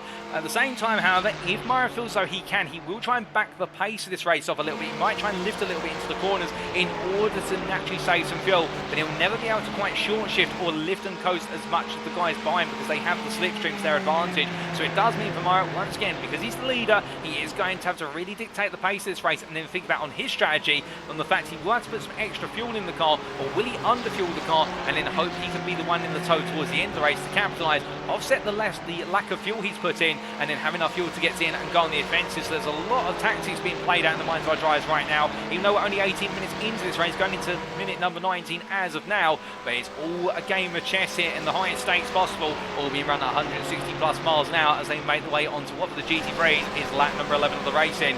But meanwhile, we look back here to Sam Congreve battling with none other than Ollie Pimley, your GTP AM lead. That's Cullen up the inside, a little bit of lock up there for Cullen, but he gets it stopped just in time, and Congreve right now trying to hold on as they make the way on around. The Empire Motorsport driver finally finding his way through, it would seem, as they head on towards turn number 8 and the number 9 pushing on here. Cullen right back there with him as we jump on board with Cullen. But as we can see here, the Effect Simulations actors got it all in the corners, but on the straights just not enough. He will get closer and closer here before the bus stop chicane, but he's going to have to get the mother of all launches coming out of here if he wants to stay close. And look at the speed that Congreve is able to carry out the corner. My goodness, Cullen not being unfair to him, but just being dropped there by Congreve. I think Congreve having an absolutely perfect run. Cullen a little bit out of sorts there, and now the natural speed difference of the Cadillac versus the Acura. In fact, the BMW there, we should point out, not the Cadillac versus the Acura, being demonstrated as they make their way up towards turn at number 1. Here they go, but Cullen right now, I think, focusing on his own race, and understandable there, keeping the car in 7th gear as he heads into that opening braking zone, and he'll be looking to come back a little bit later. And again, Cullen might be doing a bit more fuel saving right now and trying to undercut his rivals in the pits. It's one thing to do here, and also he might be trying to save up a little bit more battery to give him a much more aggressive car in the late stages of this stint, and also later on in the race, because a lot of battery recycling has to be done by GTP drives. They can't run the battery at full attack mode all the race, otherwise they'll have no battery left, and you need to conserve that battery to have the most consistent and fastest overall race time. But as he heads in towards turn number 6, once again on the brakes they go with what is Congreve there, making it about the inside of Skinner. Skinner going a little bit wide there, and even more so respecting Cullen coming on through, trying to create awareness between the two of them. And as they head onto the outlet section back onto the oval banking, we look from them to Austin William Campbell. And the man in P4 and the GTP Pro Class right now, P4 overall as well. He has the company of Sam Sherwood, and Sherwood is closing here. And it does seem as though today there's only 2 things that are certain. One is that somebody's going to win the race at some point, and also that Sam Sherwood right now is on a mission. He's like a cruise missile, blasting his way on through the field as he makes his way up behind. And well, as he comes on towards the bank in turn number 12 right now, charging away through the Acura, going low. Meanwhile, Sherwood going high, but Sherwood decided to tuck back in. Not enough speed initially for the overspeed attempt as they power the way out and up towards the timeline. It's going to be Sherwood on the outside, William Campbell on the inside, championship leader right now, looking to try and hold on to as many points there as possible. Sherwood, meanwhile, going absolutely all in. Around the outside he goes. It's a nice move on the brake, and he gets it stopped in time. And Sam Sherwood moves up to P4 car in the class, going on to what is lap number 14 ahead of Austin William Campbell. And now Sam Sherwood's next target will be Joe Newman, who is the best part of what is 5.5 seconds up the road from him, and Newman only 1 second off of the leaders. So Sam Sherwood could yet be on course to perhaps win this race, but do keep in mind that Busby and Wilson have been clearing some traffic recently, but also they've got a lot of space to work with, and therefore I think in their minds they're going to be saving fuel and starting to work on the strategy to bring Effect Simulations home at 1-2 and give themselves every second of space on the circuit to do that. But meanwhile, looking back to the GT3s, we look to Thomas Asphaug as the Racing Esports car ranks driver here, still chasing after Reece Saunders. Peter Cox behind, but with that he's got Alexander Trina-McCalston and the GTP Pro driver making his way on through. So Cox right now losing a little bit of speed there through the bus stop chicane, albeit not feeling it too much, but you feel as though he's lost the toe of his rivals in front. Given the gap between him and Asphaug now up to a second, he will have a very distant slipstream, but it's going to be nowhere near as pronounced, particularly that Asphaug is only 4/10 of a Saunders' car, so therefore you will see Asphaug gradually pull away a little bit and the slipstream leans away from Cox over time. But as they make their way in towards turn number 1 here for the GT3s, what is their 13th time of asking now, and indeed the multi-class element of the GTP is coming around for the second time in the field almost now as they make their way on through. So you've only got to look back here. Here is Joshua Wilson and also Paul Busby nose to tail, but there's Newman behind. He's your third place man for Empire Motorsport, and well, we do know that the gloves have come off between Newman and also his Effect Simulations rivals earlier on in the season. Again, Indianapolis perhaps the best demonstration of that, where we saw Newman go absolutely all in at Indianapolis, and it worked for the most part as he makes his way out of turn number 4. We'll know that he needs to get close to these guys and then just follow them and save the fuel, bring himself right into the mix on that second stint here, given the fact that the fuel tanks or GTPs do last the best part of his 40 to sometimes 50 minutes of the racing, and therefore there's a long way to go on this opening stint. But you've also got to be tactical. Do you decide to stay out as long as possible and therefore hold on to track position and try to get as much race time before you come into the pits, or do you come in a little bit early? Do you notice there's a bit of space on circuit? But given the fact that we are seeing our GTP leaders already cut through the GT3s for the second time today, therefore I think that track position is going to be less important. It's more about coming out of the pits in clear space and then being able to put in an absolutely ferocious outlap.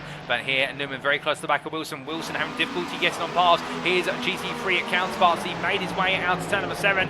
Newman right behind as they made their way to the bus stop chicane, but not looking to bounce yet as we jump on board here for the third man in the Cadillac trio, and as they come out to turn number 11, onwards they go towards 12, and now this is where Newman needs to make a decision. Does he come through for position? Does he wait? Well, I think it is going to be the former here. Surely it's got to be, as he makes his way on through here. Now Wilson in the middle of the road, making his way past the GT3 traffic. Newman staying very close. He's within half a tenth now as they make the way on through. Will Newman pull low? He can't. There's traffic there. He's thinking about it. He's thinking, can he slice his way to the inside? Onto the brakes he goes, gets very close to the back of his rival, but in the end there's no way through, and in the end he has to tuck in behind Eric Rosev as he comes up through left hand, and for Newman it's a tactical disaster. He finds his way past Reece Saunders, but now cuts up the inside of Rosev in towards the horseshoe hairpin, but it means that he does lose out. Then he's got to extract a little bit more fuel out of the engine if he wants to now go hunting after Wilson. Once again that gap opens up, so the traffic not falling favourably for the number 97 driver. Effect Simulations marketing it very well as they now make their way onwards towards turn number 6. Meanwhile back towards Cy Anthony, the man who's next to try and take on Ben Cullen here, and what he's seen what was it, Sam Congreve and also Sam Sherwood earlier on made the way on through. So right now for Cy Anthony it's about trying to make his own progress forward, and Ben Cullen's not going to make this easy necessarily as they come for the left hand of turn number 5 and in towards 6. And Anthony there just waiting at this time, can't quite find a way on through at the moment. I think his game will be to try and do it on the bank in 90. He does have a bit of a speed advantage in the Cadillac versus the Acura as they make their way in towards turn number 7. Through left they go, Ollie Pimley just in front, and Pimley, your GTP AM leader, he's in a fight with these guys for overall position as well, so therefore he doesn't just have to simply step away, he can choose to fight them if he dares to dream to do so, but then again it's not worth any points, it's just a little bit of pride on the line. But meanwhile as they make the way on through, and pride being the big question here, further afield, we can tell you a bit of a battle grind a little bit further down the road. In fact, there's been a bit of an instant for Christopher Bates, I do believe. We'll try and get you an update on that very shortly. That was for P4 in the GT3 AM class, but story coming up when we can. And meanwhile, Cy Anthony gets the better run out of the bus stop chicane, goes high initially. Now Cullen on that low line, of course, less of the circumference to turn through here. So Anthony will make some initial progress, but they will level out as they head on towards what will be the start-finish line here. Now Cullen coming back, but he's got one of the old dudes in cars machines in front. You can see there they have to split the seas around them. This is really uncomfortable for Cullen. He's having to go as low as possible, swing his way past the traffic. They make the way past Nicholas Rice. Mark Collicott's just in front. Collicott there making his way into turn 1. Collicott is allowed to take the line as he comes on through the corner and Cullen here being again made to really have to fight his way past the traffic whilst defending here, as Sight Anthony follows him on through. And great respect being shown between the two GTP drivers amongst their GT3 counterparts, but also in their own rivalry. As Science could have perhaps made that a little bit more uncomfortable for Cullen and really forced the issue too wide all the way through turn one, but decides to back it off in the end, recognises there's much longer race to go and there's no point in putting them both in a position where they could end up colliding with GT3 and ending their races prematurely. And as they come out of turn number 4, again you can just see how Cullen right now is so insistent of being able to make his way on through, and Sight Anti right there by as he puts the headlights on. That's coming out of turn number 6 into 7, we should correct ourselves. But Sight Anti right now, as much as he's on the charge, he's also been very respectful in this one, and that overtake will come eventually, he'll be thinking, but it's not his time right now as they make the way on around towards the bus stop chicane. But meanwhile, we do have a quick replay coming up, and this was how Jack Barker made his way past Christopher Bates for what was at the time P4 in the GT3 AM class. And, well, Bates going very low on the exit of the corner. Is that for track limits perhaps at turn number 7, as he perhaps cut the lines too much and therefore going low here to bleed off a time penalty? We await the RGB racing driver losing out and Barker up another position.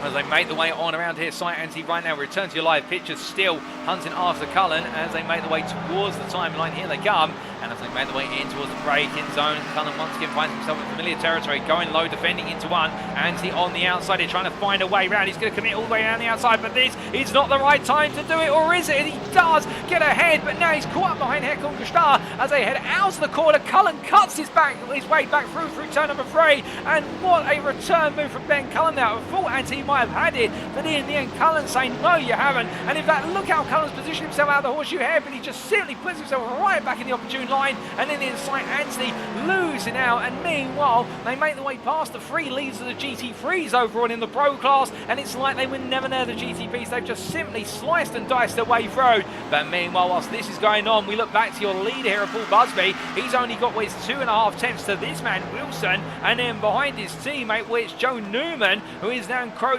very closely indeed. And with this top 3 for GTP Pro an overall victory today, they are separated by only a second if that, and Sam Sherwood meanwhile 7.5 seconds behind. Well, Sherwood's last couple of laps have not been on the pace by comparison, but I would imagine that Sherwood has had a little bit of traffic to negotiate, plus also he's perhaps had to top the battery back up after pushing so hard. But the point being that these guys right now managing a lead, but again who'll be the first one of the 3 to perhaps spoil that rhythm they do have, and we would imagine it will be this man right now. He'd love to put himself between the two and put himself in the midst of that effect simulation sandwich as he comes in towards turn number 1. As they exit the corner here, still very close. Sherwood into the pit lanes. Look at my commentary booth window. That price Austin William Campbell up to P4 for now. Remember, that will be for strategy here for Sherwood. He will be coming in to take that pit stop nice and early.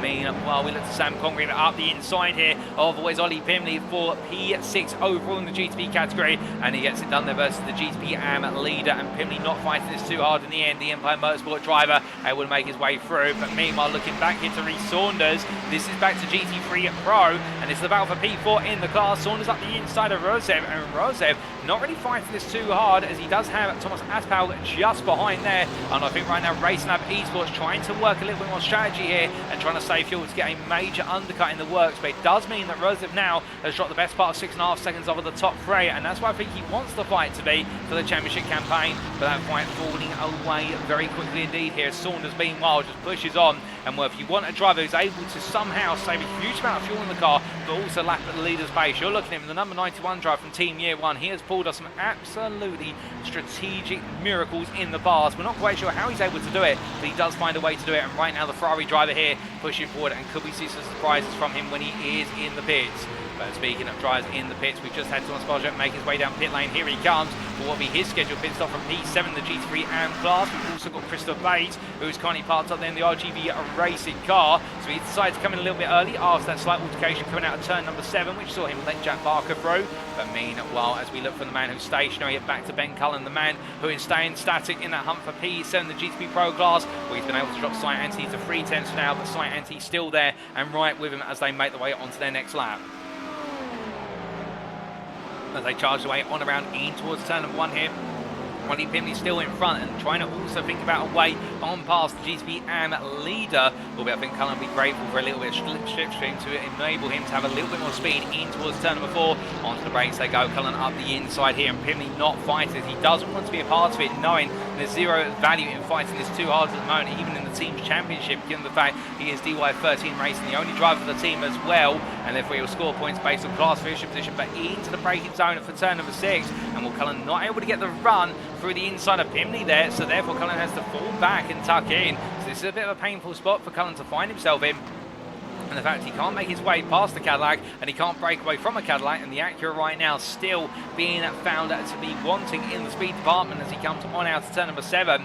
As they power the way on around, looking from them to what is Thomas Asphaug here, and right now the Ferrari driver tucked in behind his teammate Reece Saunders as that gets very close into turn number 5. That's Sam Sherwood cutting his way on through, flashing his lights feverishly there in order to say, look, I'm coming through whether you like it or not, and Saunders just seeing that in time, enough space being given, but that could have been close to disaster for the trio as they make the way out to turn number 6 in towards 7 now, but Saunders still trying to make a bit more progress here, but with Roosevelt and Asphaug behind, I think that progress might be made on circuit, but it won't be made when it comes to strategic stakes here, given the fact that 2 Ferrari drivers behind will be saving fuel and siphoning that slipstream like there's no end of time to do so, given the fact they've yet to come into the pits, and we are starting to enter pit stop territory now for our GT3. I've seen a couple of GT3 AMs already come in for their one and only pit stop today, but when will these guys, when will our leaders in the GT3 overall and pro category also do so? Will time will tell soon, ladies and gentlemen.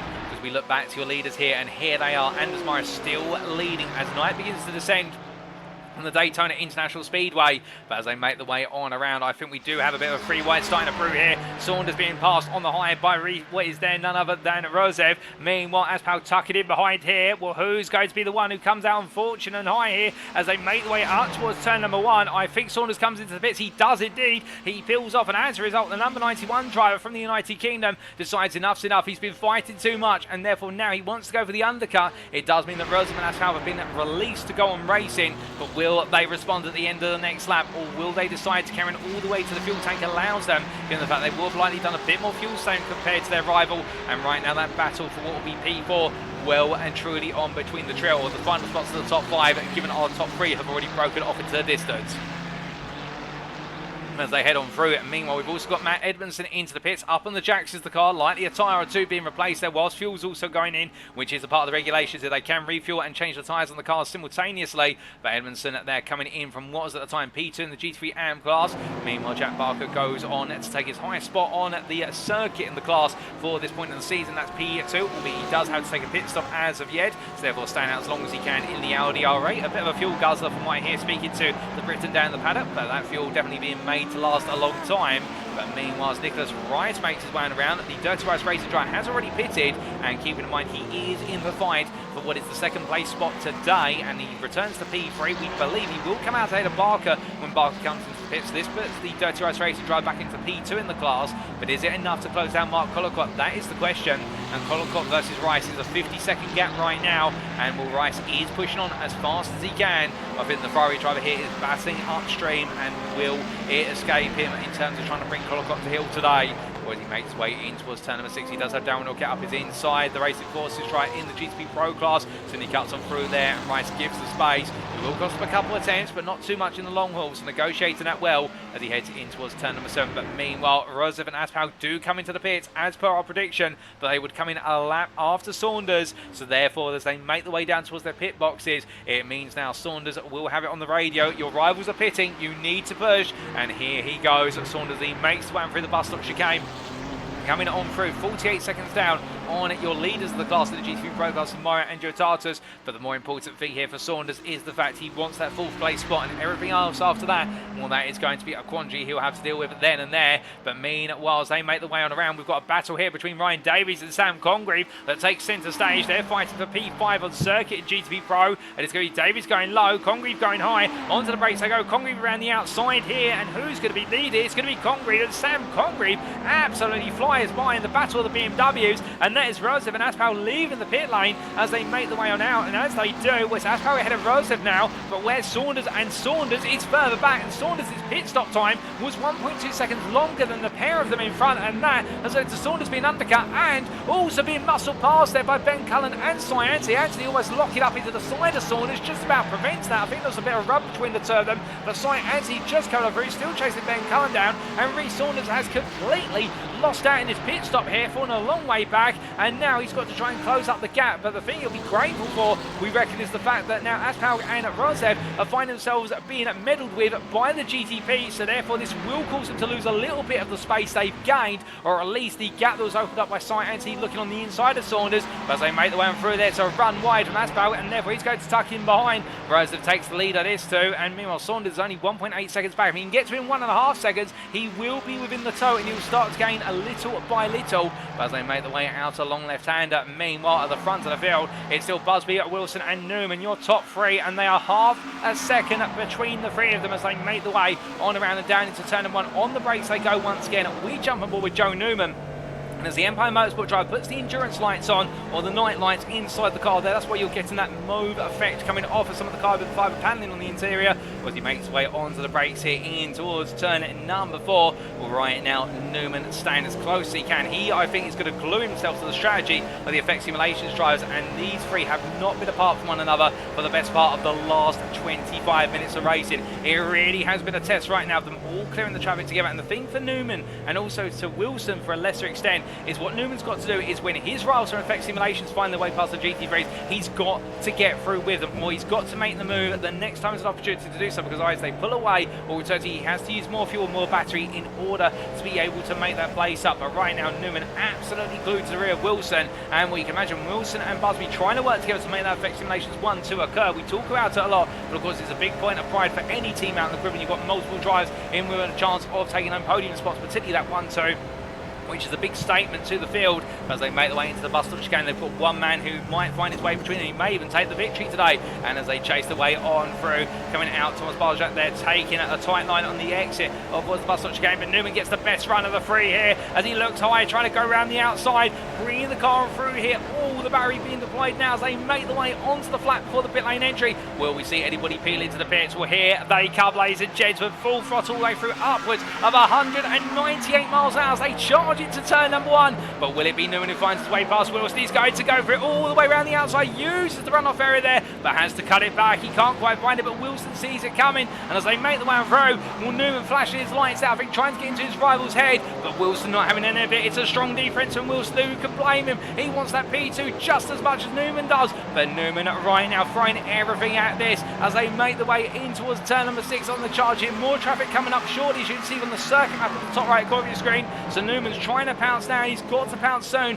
as they onto the brakes here up the inside. John Davis, they go the wrong stuff. Drivers doing the right stuff there in terms of steering clear of the battling, and as they make the way out to turn number 6 into 7, Newman looks up the inside, can't quite do it. It's a dummy at most, and as he tries to cages in the Nigel Mansell there in terms of throwing dummies, makes his way out to turn 7 and up towards the bus stop chicane. They go now via the bank in of 8. Long way round here and more traffic ahead, and they do have, I believe, one of the fellow GTPs. We've also got there one of our GT3s. In fact, it's multiple GT3s, we should correct ourselves. That's Shatatus and also, I believe, a Hector Gristar. And then we go over Anders Myra, who's made his way 1 second clear of them. So right now, the battle for GT3 Pro P2 started close together, but meanwhile, it's very close between Wilson and Anders Myra, and as enables Busby just to run away. Oh, goodness me, there's a bumper missing off a car there. Now, who's lost their bumper or wing? That's the question, because something's just fallen off a car. I believe that might have been for Anders Myra who's lost that piece of the car. Indeed, he has. He's lost the rear bumper. There was contact between them, and the Race Lab Esports Motor driver is being passed by Jutatas. He's being passed by Gristar as they make the way up towards the pit lane, and immediately Myra's in. It's Gristar who follows him in the end, and Gristar, I think, figured to come into the pits to undercut. Myra has to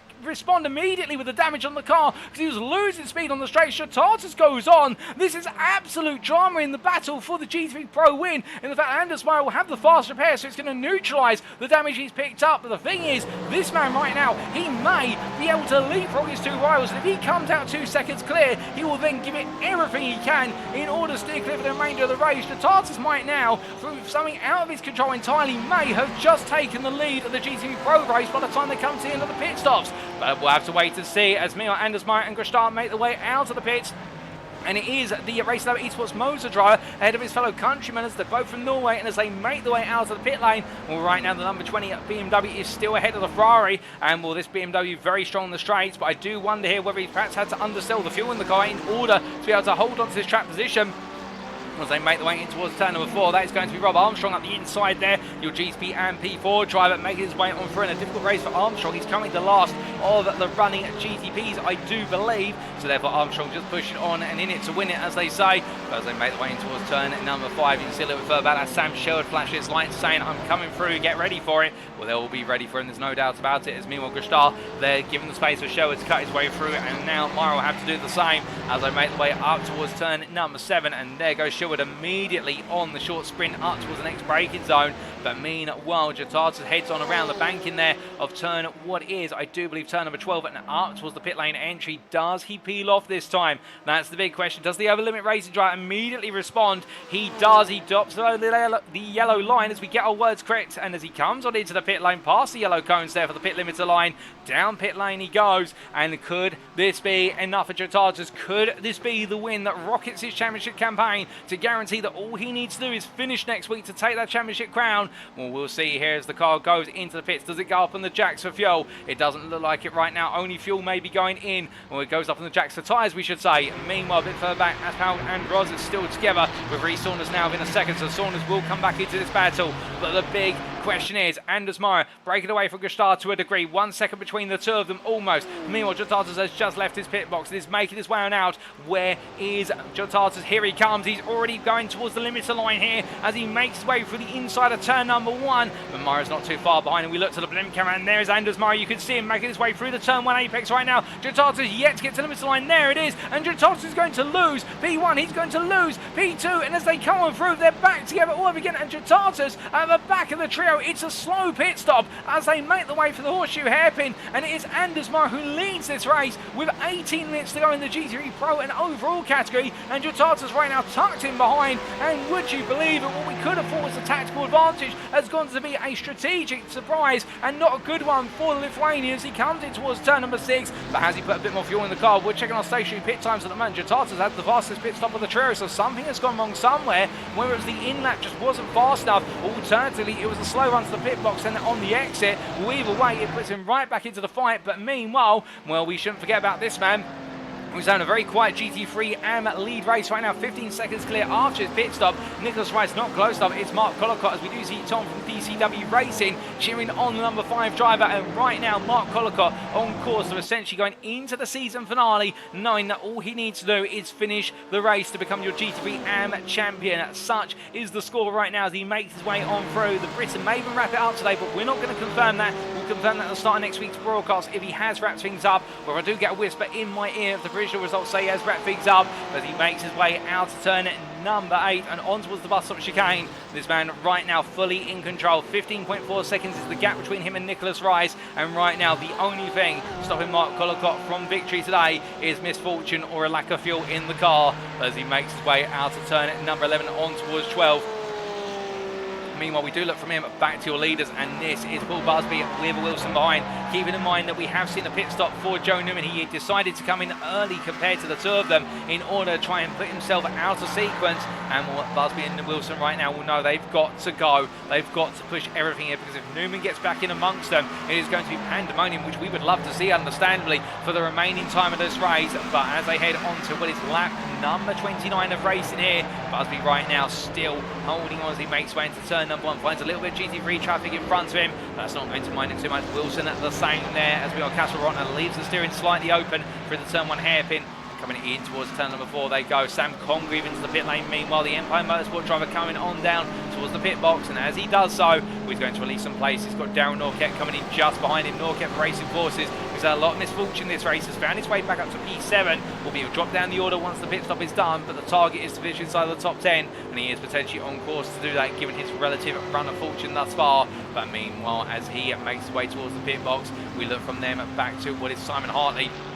And Hartley here chasing after Darren Sharples for what is between the P35 overall of all the drivers here, albeit is the AM GT3 driver chasing after the Pro GT3 driver. And speaking of sharples there, you can see the Porsche driver in the red, black and blue UK Sim Race machine making his way up towards turn number 1, and Hartley following in for TE Simsport Tire. And I do believe that it may have been sharples in amongst all the carnage at turn number 4 on that open lap, which we did see Mark Johnson go around out the 2 Porsche drivers there. I'm sure that one will be looked at after the race by stewards, but meanwhile focusing on the here and now, as Simon Hartley does really sight Antion past him. That's going to put a bit of daylight between himself and Darren Sharples as they make their way in towards turn number 4. But as they do so, I mean, we look back to the 2 drivers battling for 4th place in the GT Pro class, and this is Rosa versus Aspal. And well, as they come on through onto the brakes they go, and in fact hold the fort for the moment, ladies and gentlemen, because into the pits comes your 2 GTP Pro leaders. It's Effect Simulations. They're doing a double stop here. It's Busby and also Wilson. Austin William Campbell comes in behind, albeit he's a bit further back by comparison here. So the Civita Esports driver is looking for a potential top 5 today. Ryan Davis in, Ben Cullen also in. Sherwood's out there, of course, given the fact he's already pitted once. So is Sam Congreve, so is Joe Newman. But where is Newman? That's the big question on everybody's lips right now as he makes his way through the bus stop chicane. 14 minutes on the clock. Busby and Wilson are in their pit boxes. They are being serviced this time. Newman flying on through. But meanwhile, Wilson has had the faster stop, and Wilson re-emerges your leader with a 2-second faster stop compared to Busby. Well, surely enough, fuel's gone into the end for the Effect Simulations driver from Sweden. But right now, Wilson is out there. He takes the lead, and will Busby behind him. But where is Newman? Newman's nowhere to be seen. Sam Sherwood, meanwhile, has jumped ahead of Newman in the pit stops, and Sherwood is now only 6 seconds off your leaders. Right now, the Protect Motorsport driver is absolutely flying here, and well, could Sam Sherwood potentially be the one that bucks the Effect Simulations run today, or will the 171 driver be thwarted much like Newman was earlier, because Newman has come out 5 seconds behind, and here is Newman, then by Motorsport a bit further back. And it does look as though right now fortune's being reversed here, and Newman's got the hard work to do, with Sherwood having a much longer stop when he did come in towards what was the midpoint of the race. But Sherwood has jumped on through the last lap from Sam Sherwood as well, a 32.60. It's not the fastest lap we've seen today, but it is Sam Sherwood who owns the fastest lap of the class as well, of a 32.25. So Sam Sherwood absolutely pedal to the metal, but I do wonder whether for Effect Simulations the gloves will now come off, given the fact that they haven't got the pressure of another driver immediately behind them. They don't have to worry about the pit stop anymore, and therefore they've got the fuel, you would suppose, to get to the end of the race. Although we do wonder with Wilson, given the fact he had 2 seconds shorter a stop compared to his teammate, whether he's got enough fuel or whether he's going to have to do a bit of siphoning off of his teammate towards the very end, because the average pit stop we have seen for our GTPs across the board, Pro and Am, is around the region of 19.5 seconds, but for Wilson 17.5 seconds. That's quite an underfueling of the car, albeit we did have 18.77 for Ryan Davies, so it could be possible to get quite a bit of fuel saving in. But as they make their way in towards the braking zone for turn number 1, it's going to be a place for them. Busby takes the lead back on the inside, having to do it on a very tight line as they negotiated the GT3 of Johnson. But as they make the way out, Paul Busby retakes the lead, and this could be now about Busby pulling Wilson along for a little bit, helping him get the fuel up to the right point. But they've bought themselves some space and time, but Sam Sherwood is not giving them any breathing room. That gap is down again. The gap has just come down by 2 seconds on that lap. So it's 3.7 seconds right now. Sherwood is pining, he's pushing, he's giving it everything and more. And as they make their way towards turn number 6 right now, he can see that win is in the distance. He has chased it with arms wide open, but can he find it with the time remaining? That will be the challenge that confronts him as he makes his way on through. Knight continues to descend here in the US state of Florida, but as he makes his way out of turn number 7, the one thing he wants to do before he goes goodnight tonight will be take that class win. But from him we look to your GT3 leader Anders Meyer, who still has Hekon Kristar and also Harold Stratatis behind him. 1.3 seconds separates the trio as they make their way onto another lap. There's nothing between them. They're all pushing one another as much as they possibly can, but Meyer right now does seem to have the advantage, which is the BMW just has the edge on speed as they make their way in towards turn number 4. And Anders Meyer no slouch in applying that BMW as he comes up behind a little bit of GT3 Am traffic in the form of Andrew Skinner. As they come out of the corner, the Tiki Supersport driver will be aware of the blue flags that are away to and won't look to block as they make their way in towards the kink of turn number 5. And then you can see Skinner just letting all 3 drivers go, putting off the race line, slowing the car down as well. He doesn't want to be a part of this, but meanwhile, there's drama further back, and that's for P2 in the GTP Am class. That's really Vitz and Salto Guariento have both come together. Guariento's missing, I believe, a bit of wheel arch, but meanwhile, it is really Witzland who's lost the complete rear wing of the car, and the car goes to the wall. And what on earth has happened between the two of them? Let's find out. Well, this was on the pits, and Guariento comes out ahead, but under braking here into turn number 4, goes very deep to the grass. The car kicks around, and as he brings the power back together, the Mule.io driver, well, he carries it on here, and as he does so, loses the place to Vitsland. So it's happened a little bit later on in terms of the two coming together. Now coming down into turn number 6. Was it at this point in time that we saw the incident between the two? No, it was on the next lap, we believe, and what, a lap later then, this was the battle for P2 in the GTP AM class. Vitsland being boxed by Reece Saunders a little bit. Contact there as Vitsland breaks early. Reece Saunders getting away with almost being collected there by the GTPs, and then Guariento with the tap to the rear of Vitsland's car. Well, Vitsland's car ends up with no rear wing, tries to get the power down here with grass on the tyres as well. There's no grip, and the whole rear end of the car lights up and lets go. And the Racing Lab Esports KTM driver hand to be very quickly made to tow back to the pits. A nightmare end to the race there for the Racing Lab Esports KTM 87, an unfortunate one at that. But meanwhile, as we do look from him to what is Ryan Davies and Sam Congreve, the TE6 Sport driver currently P5 in the GTP Pro class, and the 85 still fighting on with Congreve behind, and then Joe Newman at third behind as well. So Newman's been involved in some sort of moment. He's had an off-track, in fact, off camera, and that's led to Newman dropping all the way down to P7 in the GTP Pro class. So therefore, Newman right now in a race that was going forward on the first stint has gone backwards on the second stint, and very harshly so, as they make the way on through to complete the next lap. Sam Congreve right now trying to chase down Davies to the final place inside the top 5 as they head on towards another lap. But meanwhile, Newman into the pits there, and the Empire Motorsport driver, well, that's going to be a breach of the pit speeds, and I think that might be his race said and done. I think it might be he's been told to come into the pits sooner rather than later, and Newman's race is in tatters, it would seem, as he's left the car already. And what is that, a sign of a technical issue of the car? We're not quite sure, but Newman's race may have just come to an abrupt end. But the Race Lab Esports Moser of Anders Meyer making his way out of what is here turn number, I do believe turn number 8 once again, as he makes his way in towards turn number 9, 10 and 11.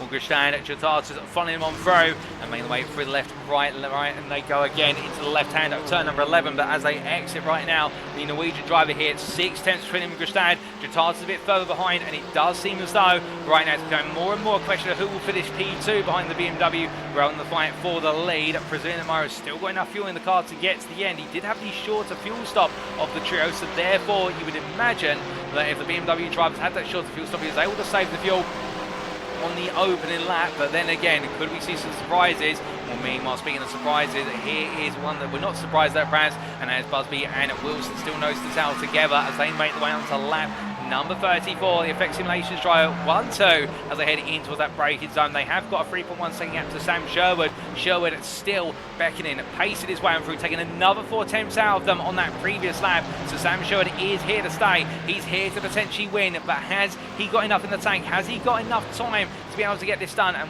we could show you that time delta between himself and his rival as he made his way on through. And here it is in the bottom right corner of your screen, ladies and gentlemen, as they make the way on around. And as they do so, right now, Sherwood has brought that gap down and really focusing on the last 4 laps there in terms of how much he's brought that gap down. And what you can see as we do remove the pit stop laps is the fact it's come down from 4 seconds on lap number 30 to what it is at 2.9 seconds come the end of lap 33. And what this race tonight, it may not be enough, because we are expecting after this lap another 4 laps of racing here at Daytona, and therefore he'll need to try and bring the gap down by a half a second to be in an attacking position on Wilson come in that final lap, as he makes his way on through here and onwards towards the bus stop chicane.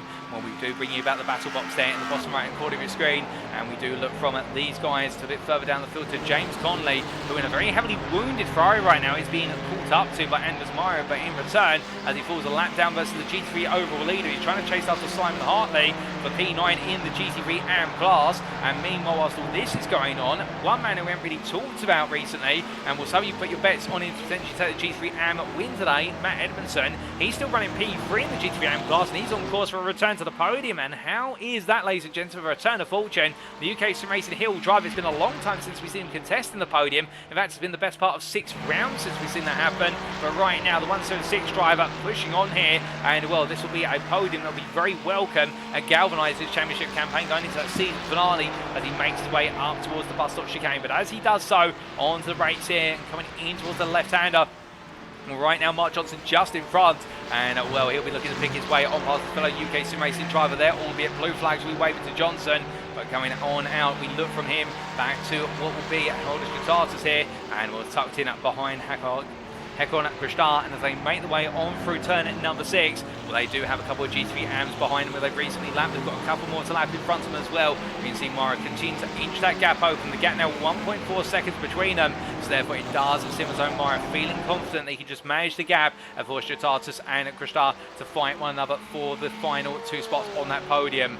But time is still running down. We're not on that final lap yet, so could we see any late surprises? We hope not in terms of fuel, but you never know what can happen here, and particularly if they've gauged for 1 lap length and then find out there's an extra lap being added to the race at the end. 5 minutes on the clock, and right now the battle for the GT3 Pro lead could not be closer, and the same could be said for the GTP Pro lead and the GTP overall winner, as Busby still leads Wilson. 3 tenths between them, and Sherwood, I think, now starting to find some traffic catching him out here as the gap to Sam Sherwood has opened up 3.6 seconds here with it's lap number 36 now underway. 3 to go into the lap gone on to based on our calculations, and Sherwood's charge may have finally run out of a little bit of steam. He'll still keep going, of course, but I don't think he's got enough now in the tank to be able to get this done in the long haul. But meanwhile, we have the battle for P2 and GT3 Pro starting to unfold, and Jatatus up the inside of Krishtar as they come in towards turn at number 1. On the brakes they go, and Jatatus takes the place. They make the way on through, but Krishtar will now try to come back later on this lap. We ride on board to the rear of the Porsche 992 Jatatus as he heads into turn number 4. As he makes his way through the braking zone and onwards towards turn number 6. You'll notice for the Lithuanian driver at this point in time, as he roars his way up towards turn number 6, in the fact that it does look to be going right in terms of breakaway. But remember, we're in the infield section, and this is where the Porsche on paper is the stronger of the 2 cars. It should have the higher average apex speed and the ability to return to full throttle. But as he makes way out turn number 7, that's the gap that we'll need to create in order to then be safe on the run through the banking. As we do see Austin William Campbell, the P4 GP Pro driver, putting himself in between, and that may help out Jatatus and open that gap up a little bit more than anticipated. In fact, almost 7 tenths there. Krishtar now on the bank, he'll start to close up a little bit. You can see in the toe the gap started to come down, but by no means as much as perhaps we'd expect here. And as Krishtar perhaps just lost a little bit of steam as a result of Austin William Campbell's interdiction, as they make the way down towards turn number 9 into the bus stop chicane. You also see up the inside there goes Ryan Davies. He goes up 1, goes up 2. So therefore the GTP driver making his way on through, not really impeding or costing any time, but Jatatus not getting a smoother run through the chicane, and therefore Krishtar will now be closing up as they made the way on around there. Krishtar, I think, picked up a slowdown for track limits at the chicane. In fact, he's going quite slowly there, and Hekon Krishtar might now be losing out a little bit more. He's got a sizable gap, however, to Eric Rose. There's a gap of what is 10 seconds, so I think he'll feel safe. The Norwegian driver there with a costly error, and that could be it for the battle for second place in the GT Pro class. And in fact, just 1 track limit infringement, and the automated slowdown cost him the best part, which is 2 seconds to his main rival in that second place fight, as he now lets on through Thomas Barger there out the inside, lets Barger unlap himself. But I suspect Krishtar will try and come back very shortly. Indeed, he does immediately go through 2-3. They share the same corners, and as he makes his way on through it, takes the track position back as he heads onto the brakes. Meanwhile, one man who is teeing up a new fastest lap of this race. He's gone fastest of everybody in subsector 1. He's done the same in subsector 3, and as he makes his way on around here through the banking of turn number 8, flashing his lights absolutely with venom here, because he's chasing down that fastest lap. I think trying to get that 1 bonus point in the 420 car is Paul Busby right now as he makes his way on through the bus stop chicane here. He's got Wilson right behind him, staying with him glued to the bag, and right now it's going to be a Busby Wilson at 1-2. Should things stay as they are, but as he makes his way on through turn number 12, well, the time right now is 1 minute and 40 seconds to go, and with an average lap time of just shy of 1.5 minutes, just slightly over. Will we see just 1 more lap? I think we will. We will have a 38th and final lap here at Daytona. We're not going to get lap number 39 unless by some divine intervention, but Busby crossed the line. It's not enough for a new fastest lap. It's a new personal best for Wilson, however, and Wilson coming extremely close to setting a new fastest lap here as he chases after his teammate all the way through towards turn number 4. Now, will we see a little bit of battle between the two, or will they be required to hold position? We'll have to wait and see as they make the way through to the right hand of the horseshoe hairpin. One of the closest battles to the circuit right now, and we're going to stay with this, ladies and gentlemen, to the very end, unless we do see another one of our lead pack fights start to blow up on circuit. But meanwhile, the other closest battle we have, and you can see briefly here, is Thomas Aspau for Race Lab Esports Car X behind teammate from sister team of Rodzev in the battle for P4 in the GT3 Pro class, and they're staying nose to the tail as they make the way onwards towards what will be turn number 1 here. And I think right now working together as they head to the line. as they cross line. Meanwhile, we do look from them also towards Sam Congreve here, who's just trying to hold off Ollie Pimley, the Empire Motorsport driver, holding off the GTP AM leader, and well, I think feeling safe in doing so. So without further ado, we do look from them back to your two leaders here of Wilson and Busby as they make the way on through what is the bus stop chicane here for the final time with 20 seconds to go. Well, Wilson is giving it everything today, and once again he's going to find himself being a second place finisher, albeit he won't complain given how hard he's worked. But as they make the way towards the timeline, the clock ticks down and the white flag is getting ready to be waved. But hold up a second, could this be Wilson coming on through? Wilson's going to get the toe here to line, and this could be Wilson's first victory of the season as he makes one through, and it is! Wilson wins in a drag race to line in the end ahead of Paul Busby P2. He takes his first win of the season, the Swede, and Sam Sherwood P3 at the end of the GTP Pro class in what is a late turn of events, but a fantastic turn all the same. If your name is Joshua G. Wilson today, and meanwhile further back, he'll be coming through shortly to take what will be another GTP win to make it 3 in a row. It's going to be DY13 Racing's Ollie Pimley, who crosses the line P7 overall behind Sam Congreve, but winner of the GTP AM class. We've got more winners to come through shortly, ladies and gentlemen, and here comes one of them. And right now, fuel is not going to be an issue. His rivals are not going to be an issue. The only thing that's going to be an issue, I think he's getting a good night's sleep tonight after the adrenaline's pumped through his body all the way through, because here's Anders Meyer, and he's going to take another win in the GT3 Pro class there by a second over Herodes Jatarsen, who fought hard to second place in the end. Hekon Gustave will come through P3 in the class, and then behind them, here comes Mark Collicott, ladies and gentlemen, and well, this could be the crowning race today, subject to confirmation at post-race, but if not, it means he's practically guaranteed to be your GT3 AM champion by an exceptional set of results in a week's time at Silverstone. But Mark Collicott either way comes on through to make it another GT3 AM win here for Aaron Racing. It's DCW Racing, the Porsche 992, and it's a fastest lap of the class of the final lap. How about that? A 45.217 to wrap it all up in style. And then Nicholas Rice, well, he'll make his way on through the Dirty Rice Racing. Once again, thwarted in the battle with Collicott, but he will be bringing on home P2 in class. And when he can't beat his rival, the best thing he could do is finish right behind him. And today, that's the best he can do, the American on home soil for Dirty Rice Racing. And as the 32 driver comes to the line, well, it's been a solid drive for him, there's no doubt about it, but definitely today made to hold on to that second spot versus his rivals. He comes on through, but that concludes the race there, ladies and gentlemen. But what a race, no question about it, as we do see Paul Busby there doing some donuts on the start for this straight, and the same for Joshua Wilson as the car parked up there, and the effect simulation is right. I don't think you can quite believe it right now that it's finally happened. Busby celebrated. It's a 1-2 for effect simulations, and the team will pick up the maximum possible points they can in the team's championship. But right now, what an ending there. We did not expect that. We thought it was going to be Busby who was going to lead across the line, but Wilson in the end finding his way in the tow with just enough life in the fuel tank and the battery to get it done. And Ben Cullen parks up beside his teammates there. P7 in the end in the class, and a great drive from him, as meanwhile Anders Barrow making his way on through, and we're right behind him there, Hekon Krishtar. And well, you can imagine for Anders Barrow today, it has been anything but perfect. It has been a hard fought race. He has been pushed to the limit as the race lab Eastwood's Bowser driver, but in the end, he was the man to find a way to step one step clear of everybody else's limits and take that victory. But as all the drivers gradually make the way into the pits of what has been an absolutely stellar day of racing here at Daytona, I'm sure you all agree, ladies and gentlemen. Let's take a look at those race results subject to Eddie Stewart's inquiries, and here they are. And as we can see, after 60 minutes of intense racing at Daytona International Speedway in round 9 of 10 in the UK Sim Racing at GT3-GTP Multiclass League Season 1 Effect Simulations, Joshua Wilson there sneaking his way to victory at the line by only half a tenth ahead of teammate from Effect Simulations, Paul Busby, and then Sam Sherwood completing your top 3 there overall, and also with it the GTP Pro Podium for ProTech Motorsport, and what was a race about coming through the field multiple times in the end, but Sherwood able to do so and pull off a great P3.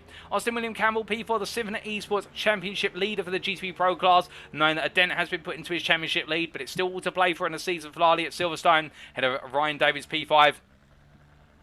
a Tiki Supersport and guaranteeing that we see a Tiki Supersport car inside the top 5, but today not Alex Hill, Ryan Davies instead, and then Sam Congreve at P6 for Empire Motorsport ahead of your GTP AM winner Ollie Pimney there for DY13 Racing, and he was ahead of Ben Cullen by 4 tenths in the end with the Effect Simulations drive P8 ahead of Alexander Trina McCallum from Racing Lab Esports Moza and Racing Forces Darren Orkett fighting to a P10 finish.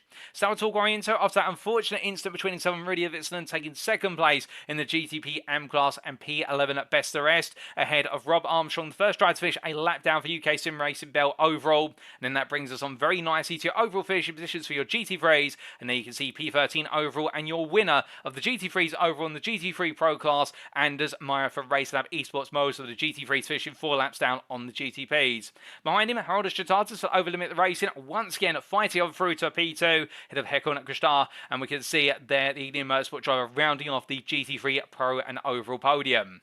We then look to your AM finishing positions, and as we look a little bit further down the order, Mark Collicott there, P20 overall, and your winner in the GT3 AM class. And I can tell you the DCW racing team will be absolutely ecstatic for what could be a championship crowning race for number 5 driver for AR Racing, DCW Racing. And he finished ahead of Casper Brotner and Joshua Pratt before you came onto your second place finish in the GT3 AM class of Nicholas Rice of Dirty Rice Racing. Matt Edmondson for UK Sim Racing Hill, bringing on home that 3rd place there in the class, a return to the podium there, and he'll be absolutely proud of that. And well, then the rest of the field following on through and coming onto our retirees, ladies and gentlemen, after what was a stellar start for many. But in the end, we did have a few retirees out there. And those did include what was, firstly, Cy Anthony, I do believe your first retiree, 6 laps in the end in the priority and the GTP Pro class. Joe Newman as well there for Empire Motorsport was something going very, very wrong and having to come into the pits and dash his way into the pits. Adrian Kukulis there for Short Competition Esports as well. I do believe not quite making it to the checker flag, although I could be incorrect on that one to be fair. I think Adrian Kukulis actually may have finished the race under his own steam, so I wipe that one from the books. And then Rudy Avitsanen for Race Lab Esports KTM, bringing on home what was in the end a 4th place in class. He did complete over half the race distance, but albeit from the pit lane with the damage picked up after that collision with Guariento. We also look a little bit further down, and as we can see there, out of our 43 starters, we also did have the unfortunate early retirement of Mark Johnson for UK Sim Racing Mansell, was at 9 laps down in the end. Alex Hill, 30 laps down, and will be classified as a non-finisher for Tiki Supersport Corpa, as will Chris Constable for UK Sim Racing Mansell, Daniel Pace for Old Dudes in Cars, and Lawrence Marsh, who didn't quite make it to the grid in the end for Downforce Racing and wasn't able to start as our 43rd starter. We're now counting on to the individual class finishing positions, starting with the GTP Pro class, and here we can see it, Joshua Wilson, your confirmed winner for Effect Simulations, ahead of Paul Busby, and by half a tenth for the end. It could not have been closer, and indeed we have seen it once again at Daytona. The curse of Daytona strikes the leader at the line, with Wilson slipstreaming his way through to victory, ahead of Busby, with Sherwood P3 there for ProTech Motorsport, and then a sizable 21-second gap to the rest of the field, as led by Austin William Campbell. The 7 Esports driver taking 4th ahead of Ryan Davies, with a Tiki Supersport driver completing the top 5. Then Sam Congreve, Ben Cullen, Alexander Truman McCallum, and Darren Orkett completing your finishes on the lead lap there. And the Racing Forces driver being followed up by Cy Anthony with that early retirement 6 laps down, but he classified as a finisher at P10 for the privateer outfit. And the same for Empire Motorsports Joe Newman there, P11 as classified despite retiring from the race with 6 laps to go. And Alex Hill, your sole non-finisher there, a DNF for the Tiki Supersport Corporate driver, and retired 30 laps from the end. We then come on to the GTP AM class. And as we can see here, out of our 4 participants today, Ollie Pimley dominating the day for DY13 Racing by 1 minute and 2 seconds over Salvatore Guariento and the Euro.io drive, throwing everything at this. But that second place definitely could see him moving towards championship glory in a week's time. Rob Armstrong P3 for UK Sim Racing Belt, a lap down. And then Rudy Avitsanen finishing the race in the pits after the contact between himself and Guariento, with 7 laps remaining for the Racing Lab Esports KTM driver. Then going on to the GT3 Pro class. And here we can see that confirmation of Anders Murray, your winner in the end for Race Lab Esports Moza by 9.5 tenths over limit races. Harold Stratatis absolutely close to the finish, but the Porsche drive once again fighting to a P2 ahead of Hekon Gustar, the Indian Motorsport driver P3 there, a further 4.1 seconds behind, and then Eric Rozef missing out on the podium from Race Lab Esports KTM and just not working out today for the number 1 driver on the strategy. And Thomas Aspal completed the top 5 there for Race Lab Esports Car Rex, with the 2 teammates trying to work together in the end to get them back into the battle for the top 3. It wasn't to work out for them, and it wasn't to work out for Reece Saunders either, Team Year 1, who fell by the wayside after the pit stops to a P6 finish. Head of Peter Cox for UK Sim Racing Hill had a very quiet race after the opening drama of the first couple of laps, but he was ahead of Casper Brotner for Old Dudes in Cars, and then Joshua Pratt and Marvin Cruz completing your top 10 for TQ Slipsport and Old Dudes in Cars.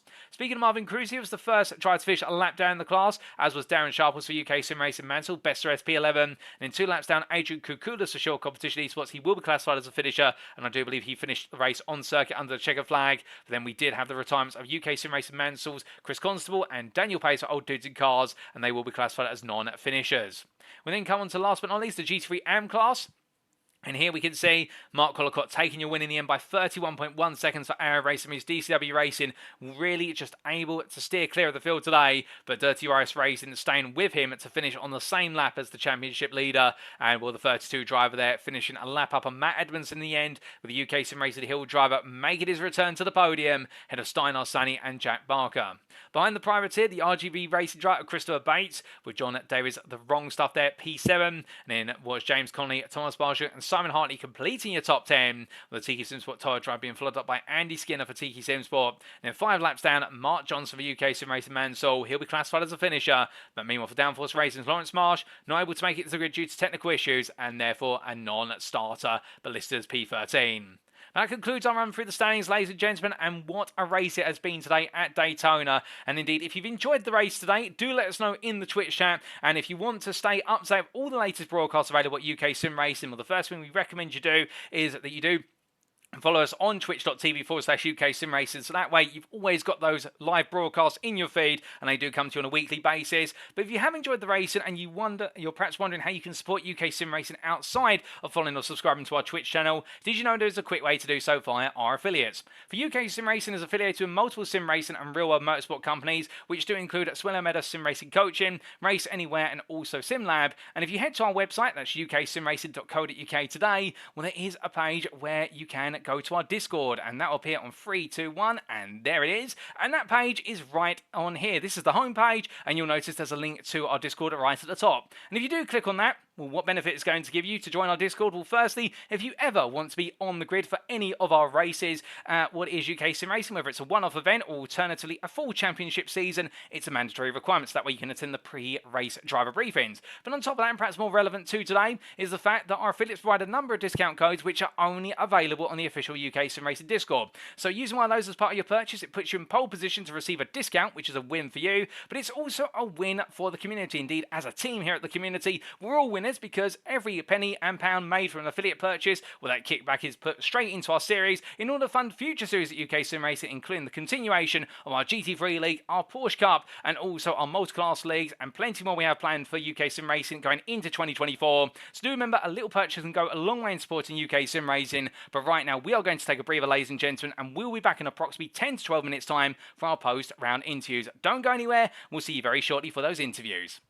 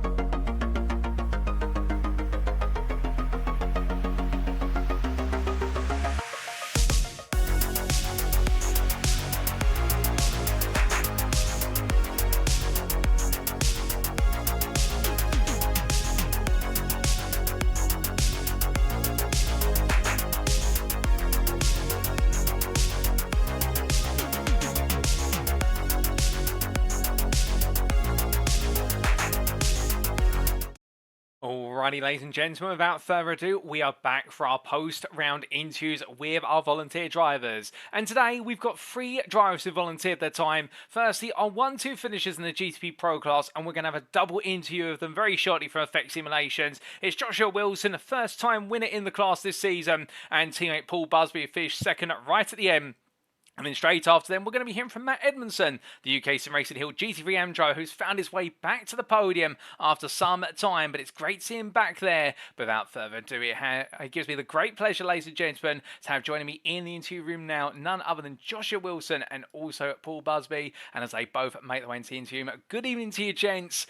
And what a race for you both today. A 1-2 for Effect Simulations. That's always something special. But then a little bit of a special ending between the two of you. With yourself, Joshua, just finding a way to squeeze your way ahead of Paul right at the line to take your first win of the season. I mean, you couldn't ask for a better end to the racing today, surely, at Daytona.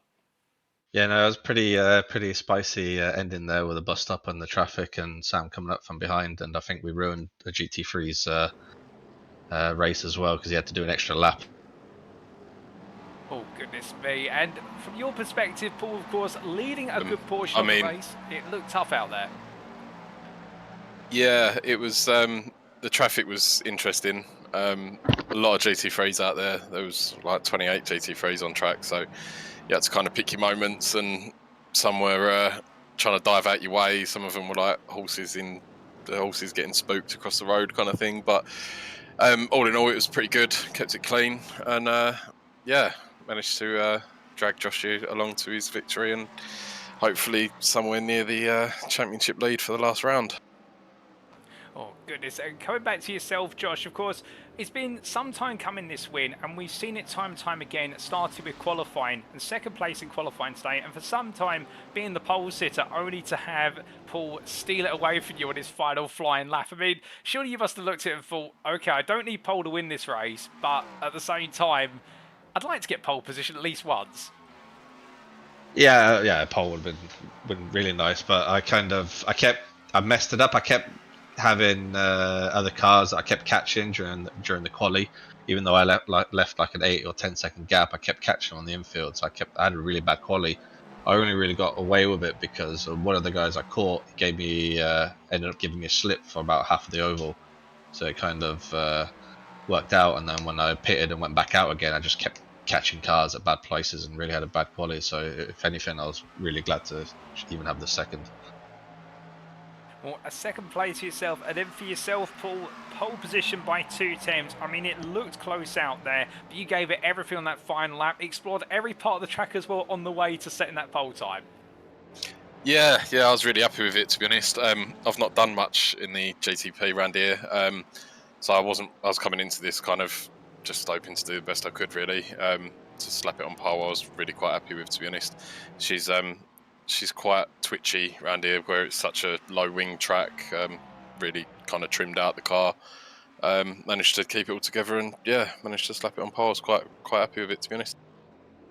Now going into the race for both of you, of course, first and foremost, it looked as though getting a good start and making sure it's a 1-2 away seemed to be the plan of the day. I have to ask, how did that race start feel for you? Because it looked like you had a great start. In fact, it looked like, Paul, you spooked a large portion of the field, given you went at a certain point at the start, quite late at the start zone compared to many. But then Joe Newman just stayed with you for all the way for the first stint. Yeah, so obviously with me and Joshy being teammates, we've got the benefit of being able to communicate with each other at the start. So I obviously gave him a countdown and let him know when I was going. And then, yeah, to be honest, it was more just about managing it, making sure that we both didn't pick up any damage, any slowdowns, anything like that. And kind of the caddy's quite juicy on the old fuel around here as well. So it was always in the back of our mind had that Austin in the Acura was likely to be a bit better off on fuel, so I was kind of acting as a windbreaker for Joshy, really, and just letting him get as much fuel saving in as we could, because I'm basically out of the championship. I've missed a couple of rounds, so I was just trying to maximise the performance for Joshy, really, and yeah, he got the win, so happy days. And Josh, just your thoughts on that, particularly being the second place man at the start of the race and all the way through the first stint, and a lot of the fighting being between you and Joe Newman. I mean, time and time again, Joe would get extremely close, but you found traffic to work out in your favour. Of course, you had to do the defending as well, but also making sure to stay with Paul all the way and also look after the Cadillac. I mean, you had the multitasking galore today. Yeah, yeah, I had everything. Yeah, our plan really was just to keep it halal and the first stint kind of, and not wreck the tires and not do any silly stuff, and then just fuel save. We did really heavy fuel save, so we weren't really pushing at all. And just seeing like we knew from our teammates who've been racing IMSA a lot this week that that first pack of GT3s, like once you go through there, it just splits up the entire grid. So we just wanted to chill, save as much fuel, get through that safely. And I think Joe was doing the same thing. He put his nose in there a few times, but I think he was doing the same tactic there, saving a bit of fuel, trying to get through that first GT3 back safely. But then obviously he got stuck behind some GTs going too wide. And then yeah, we was really good on fuel. I think my average was like 2.75 or something ridiculous, and we still ended up overfueling and misreading it. So even if we did all the good fuel saving, we kind of ruined a little bit in the pit. We had quite a bit left over. And then on the second stint, we picked up the pace a little bit, but we just didn't want to push too hard because it was, you know, we had a bit of a gap, so we just managed it. And we had a bit of bad traffic here and there, so we know we've had some bad luck, so we just kind of want to just take it easy and get it to the end. Well, indeed, and speaking about getting it to end, it looked as though after the pit stops, with Newman falling a long way down the order, things were cooling down, and then suddenly a ProTech Motorsport car of Sam Sherwood comes out of nowhere, and it's starting to set the fastest lap. I mean, did that, for the pair of you, change the tempo of the final 10 minutes? A little bit. To be fair, during the first stint when we was heavily fuel saving, we could see we could see Sam's lap times, and we see he was doing really well. But we thought with the traffic and the fuel saving that we'll manage the gap, but he did really well, and which is why on the after a couple of laps after our pit, we just picked it up a little bit and just we still thought it was too far for him to catch, and we still had more to push if we wanted to. But he was really quick. If he would have qualified, I think he would have been fighting with us from the beginning. So. Well, indeed, for Sam, a long fight through the field, and just looking from your perspective, Paul, of course, leading up front, you haven't got Slipstream to work with even in that final stint, and also you're the man who has to essentially pick out the place in the traffic for yourself, and also Josh to navigate through. I mean, it's not easy for yourself, even when you haven't got a rival close behind other than your teammate. Yeah. I mean, that's the element of multiclass that I love, to be honest. Working your way through the traffic and having to think 2 or 3 corners ahead all the time. So yeah, I enjoy that. I kind of rather that than have to try and follow Joshy through, trying to follow him through the traffic, because that's ended in tears with us a few times in the past. So yeah, I was quite happy to be the spear at the front, and then yeah, just manage it and keep it as clean as we could, really. Well, kept it clean, you both did all the way through, and then coming to that final lap, it looked as though it was going to be a guaranteed 1-2, but with yourself out front, Paul, and then a bus stop chicane that didn't quite go your way, and Josh just having the final couple of miles an hour to creep it across the line. I mean, we've seen this now 3 times, I think, in the UK Sim Racing League, where the second place driver has snuck the win right at the end of the line at Daytona.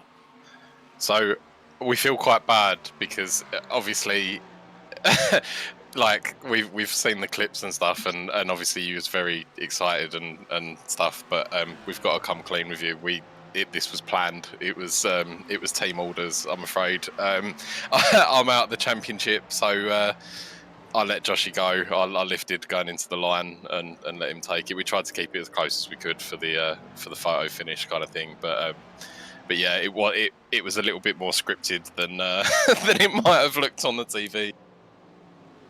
Well, that's absolutely fair, Ford. We do appreciate you coming in clean on that, and at the end of the day, I don't think anyone's going to be booing or hissing along those lines, given the fact, like you say, Josh being one of the biggest candidates in the championship right now in that battle of Austin William Campbell. And again, praise for yourself to give way to your teammate to enable him to chase down that title. And looking to yourself, Josh, of course, whether it's second place or first place today, I mean, one of your finest drives of the season, it has to be said. Also, that first win now on the board. It's a championship campaign that just continues to get better and better. Yeah, it's been pretty hectic with all the incidents and with hardware failure this season. So I didn't expect really to be here for the last race and try and go for the championship win. I mean, I think with my iRacing freezing last week, I was on for a minimum P3, maybe P2, depending on how it went the last couple of laps. And I think I would have kept that, I probably would have been leading the championship by maybe 2 or 3 points. So, but it was that's why it was important today to have a decent result and to at least so it could be close going into Silverstone. Well, speaking of Silverstone, 1 round to go in a week's time. We look to yourself first, Josh, with regards to how you're feeling for that final round, being the second place championship driver going into it, and 10 points between yourself and Austin William Campbell. I don't have really any feelings. I need to go drive Silverstone for the first time in a prototype, so I'll know more then. I'll probably be swearing, but yeah, I'll give it my best. Well, that's absolutely fair. We look forward to that. How about yourself, Paul? Can we expect you on the grid? And if so, how are you feeling for a visit to the United Kingdom? Yeah, you probably will see me on the grid because we need to try and lock up the team championship.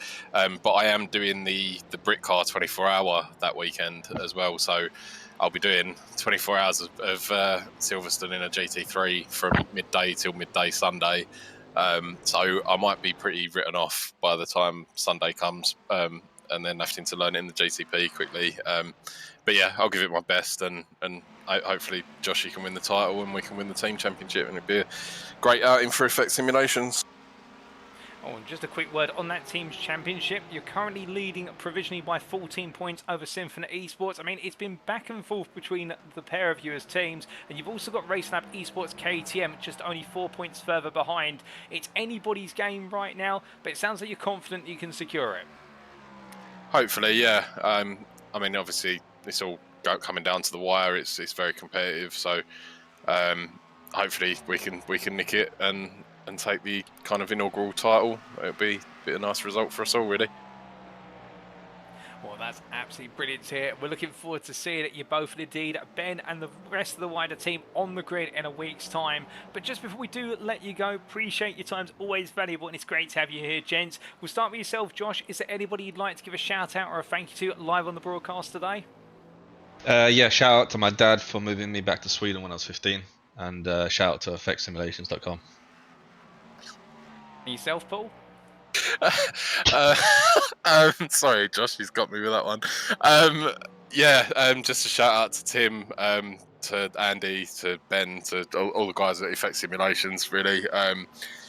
We're pushing on. We've had some really good results recently, and looking to kind of go into the winter, train hard, and get ready for the Daytona 24, which is the next big one, really. So, hopefully you'll see us about in some of the big top split races. Oh, we'd definitely love to see that. Until then, gents, it's been an absolute blast having you both join me for this interview today.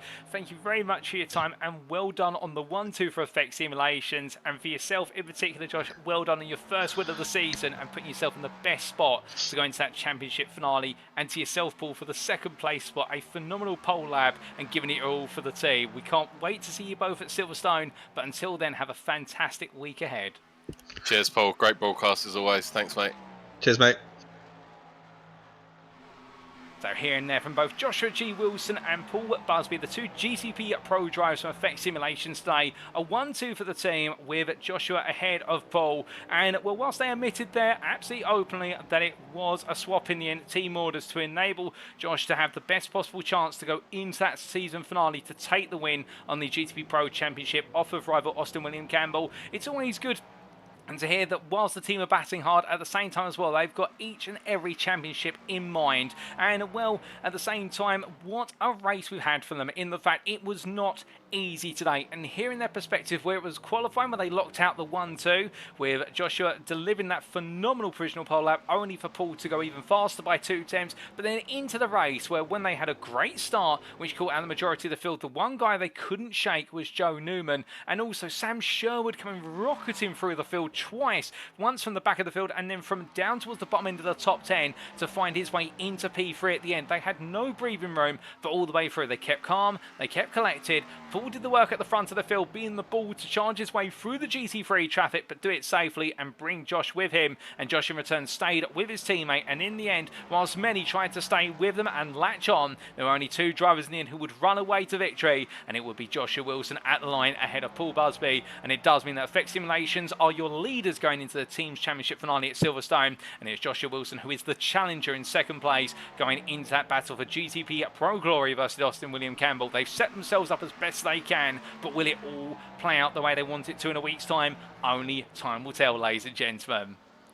But now we come on to our second and final interview for today, and that's going to be none other than a man we haven't seen on the podium for some time in the GT3 AM class. His name is Matt Edmondson, and he gets ready to join me now. It has been a long time since I've had the pleasure of welcoming him on the podium, and well, as he now joins me in the interview room. Good evening to you, Matt, and what a day it has been for yourself at Daytona. I mean, we have missed seeing you on the podium in the GT3 AM class, but today you've found your way to P24 overall, third place in the AM class with it. What a day. How do you feel?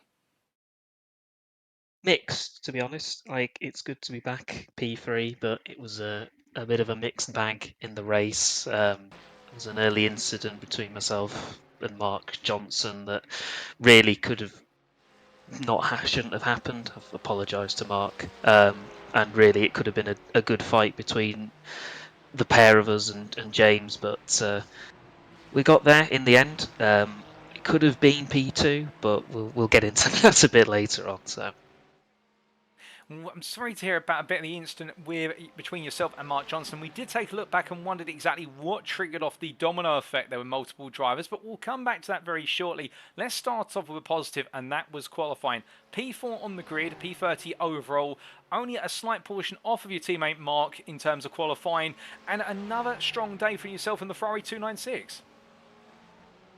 I was surprised, really, by quali. I've been sort of struggling to get any sort of quali pace down, and especially because track temps are about 6 degrees higher than anything I've experienced when doing practice this week. So trying to just keep it going, especially for the bus stop, was strange. But we got there, and it was a lot better than I thought. But Rice and Mark Collicott were just too fast for all of us again.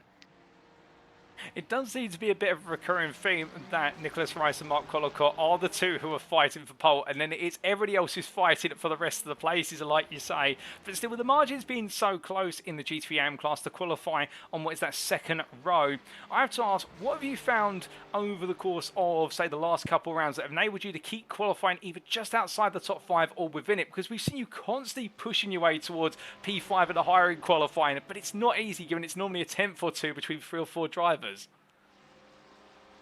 Luck, probably. It certainly, I don't know where it comes from, but I think like I've been able to set decent banker laps and then try and eke a bit out from there. But yeah, I've never thought quali was one of my strong points. So to realise, having looked back, that it was been fairly consistent for the last couple of rounds, that's quite surprising actually. Well, that consistency has definitely shone through, and now coming on to what is your race for today. Very crowded at the start. We did see the GT3s go in a bit more of a standard start, if you will, compared to a bit of a staggered run into turn number 1 for our GTPs. But come the run into the horseshoe hairpin at turn number 4, it all seemed to get very hectic very quickly. Yeah, at the start, I seemed to lose side with Mark. I think our row was a little bit more spread out than the ones on the left, so I had Steiner on my left, and I didn't want to lose out to him because I knew that he would have a decent bit of pace, so I tried to keep it round, and managed to do that. And then I think I got caught out by a bit of speed differential going down towards the hairpin. I'd wanted to try and follow Daz Sharples through, chickened out at the last minute, and then it just, yeah, I think 3 wide, lap 1. I'll hold my hands up to that mistake on that one. Well, it was very unfortunate that one in terms of the 3 wide, but of course, like we always say, 3 into 1 doesn't always go, and there's always going to be something that goes wrong, but still, after it went wrong, you've acknowledged it and whatnot, and looking forward to the remainder of the race, did that change the way you approach the rest of the race, or was it just head down and return to the strategy you had planned? Just head down, try and keep with the pack. I kind of I'd already thought that with both Mark and Nicholas being just that bit quicker than the rest of us, that probably a P3 would be the highest it could be. So it was just trying to knuckle down, keep driving, make fewer mistakes, and then try and pit at the right time. And I'd seem to manage to get that right. I actually pitted a lot later than I was planning on, but it seemed to bring me out away from a lot of the GTP traffic, so I could get a few clean laps in straight after when I had a couple of fresh tyres on the right. I see, and with regards to those fresh tyres, I have to ask, given the track temperature today and also the fact that having to focus on the fresh tyres on a particular side of the car, did that make them quite difficult to bring back to life in the second part of the race? We normally hear that contrast of you either run with the tyres you've had since the start of the race and they normally don't have as much grip but they feel very comfortable, and then you have fresh tyres which you have to get them up to speed. When they're there, they're fantastic, but on those first 2 laps it's very dicey in terms of controlling the car. Yeah, it certainly was. I've spent most of the season changing one side tyres, so I just kept that for this round because I felt like I've got experience with the car in those conditions. I think if it had been colder, I probably wouldn't have changed the tyres, but the front right was certainly very high temperature for the majority of the race, so I thought best to get this changed quite in the pit stop. So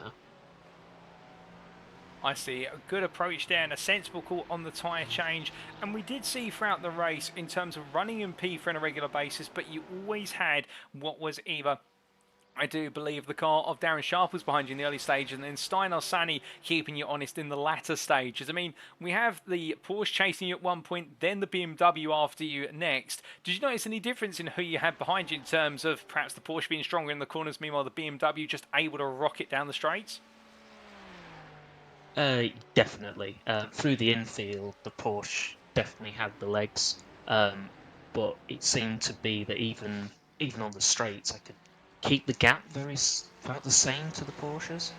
The BMW actually seemed quite strong everywhere, so Steiner was like chipping away every so often, and it was just mainly a battle to see who could keep it on the straight and narrow.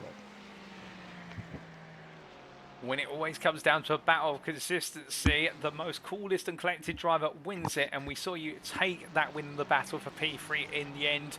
And I have to ask, upon crossing the line, did it feel like a return to the start of the season where you saw you have a very strong start, multiple podiums, and now you're back on the podium once again? A little bit, yeah. It's a shame that I couldn't keep a run of form throughout the rest of the season, or else things would have been a bit different. I was actually cursing a bit when we crossed the line because the 2 Effect boys on their photo finish overtook me just before the line as the clock went down to 0, and Rice was only 5 seconds up the road, and as it turned out, was struggling for fuel. So there was a couple of moments where I lost time in that second stint where I would have probably made it across the line with that lap to go. So it could have been a P2, but I'll take the P3. Well, that's very unfortunate, and sorry to hear that, but that's the fortunes and misfortunes of Multiclass racing at their right for you, ladies and gentlemen, and Matt today not on the good fortune of them. But still, Matt, a great P3, and that moves you into P5 in the GT3 AM category just before we come into our season finale. And almost missing my words there, you're now equal 224 points to James Conley, and you're only 1 point off of Mark Johnson, so the three of you in the UK Sim Racing teams right now all fighting closely, and then it's 2 points to Steinar, Sadie and P3. I mean, it's a four-way fight for third place. How are you feeling for it and the Silverstone Grand Prix circuit? It's going to be a fun one, I think. I've not really been in one of these positions before, like even top 5, so I think even if I manage to solidify a top 5, it's probably, I think that is my best result in a main UKSR series, so I'll certainly be fighting for that. And if there is a small glimpse of trying to get that P3 off Steiner, then I'll fight every which way for that one. And we'd love to see that with regards to you fighting every which way for that P3. And with regards to the Silverstone circuit, of course, we return to the UK, and for the first time this season make our way to the UK. Is it a circuit you normally go strongly at? I do like Silverstone, but it's been quite a while since I've driven it, to be honest. And I think the last time I drove it was in an Audi, so it'll be a bit of a different experience. But I'm hoping that it's just on that right level where it's a good all-rounder for the Ferrari with the long straights and things. So we'll see how things go. Well, we do look forward to you taking on the Silverstone circuit and giving it everything in the season finale, Matt, to try and achieve your best ever performance in the AM class of the GT3s and perhaps even secure that third place spot in the end. But time will tell. And just before we do let you go, is there anybody you'd like to give a shout out or a thank you to live on the broadcast tonight? As usual, everybody involved behind the scenes organising it. All of the guys in the UKSR teams, especially big shout out to Mark, another apology for the incident, and as always yourself, Paul, for another cracking broadcast as you do week on week. Well, Matt, it's been an absolute pleasure having you join me in the interview today. Congratulations on a stellar drive to P3. Head down and carried on every step of the way in the Ferrari. It's great to see you back on the podium, and long may it continue. We're going to our season finale, but will you be able to bring down Steinar Sally's charge to P3 and make it your own? We'll see then, but until then, we wish you a great rest of your evening and a fantastic week ahead. Cheers, Paul. See you next week. So hearing there from our final interview, ladies and gentlemen, of Matt Edmondson in the GT3 AM class and the UK Sim Racing Hill driver today. Mixed feelings, as he mentioned, given the contact between himself and sister team driver from UK Sim Racing of Mark Johnson going into turn number 4 on the open lap. And that fills in the last piece of the jigsaw puzzle that we needed with regards to what exactly happened there with regards to the contact. But still, a lot of positives for Matt to take away from today, including that qualifying performance, P4, just missing out on third place by a small margin, but putting himself right up there, and describing really it's come down to a lot of luck in qualifying over the course of the season in terms of that differential between P3 all the way through to P10 in the class that we have seen time and time again, with sometimes the top run of, say, the 5 drivers within that group of 8 being separated by only 2 tenths, and it all comes down to just nailing the right lap at the right time. But then going into the race after the incident, not letting it bother him, making sure to also apologise to the driver after the race, and he has spoken with Mark, as he's mentioned, and also apologised live on the broadcast just now. And I'm sure Mark will be very grateful for that and happy to chat with Matt in a little bit further detail if needed.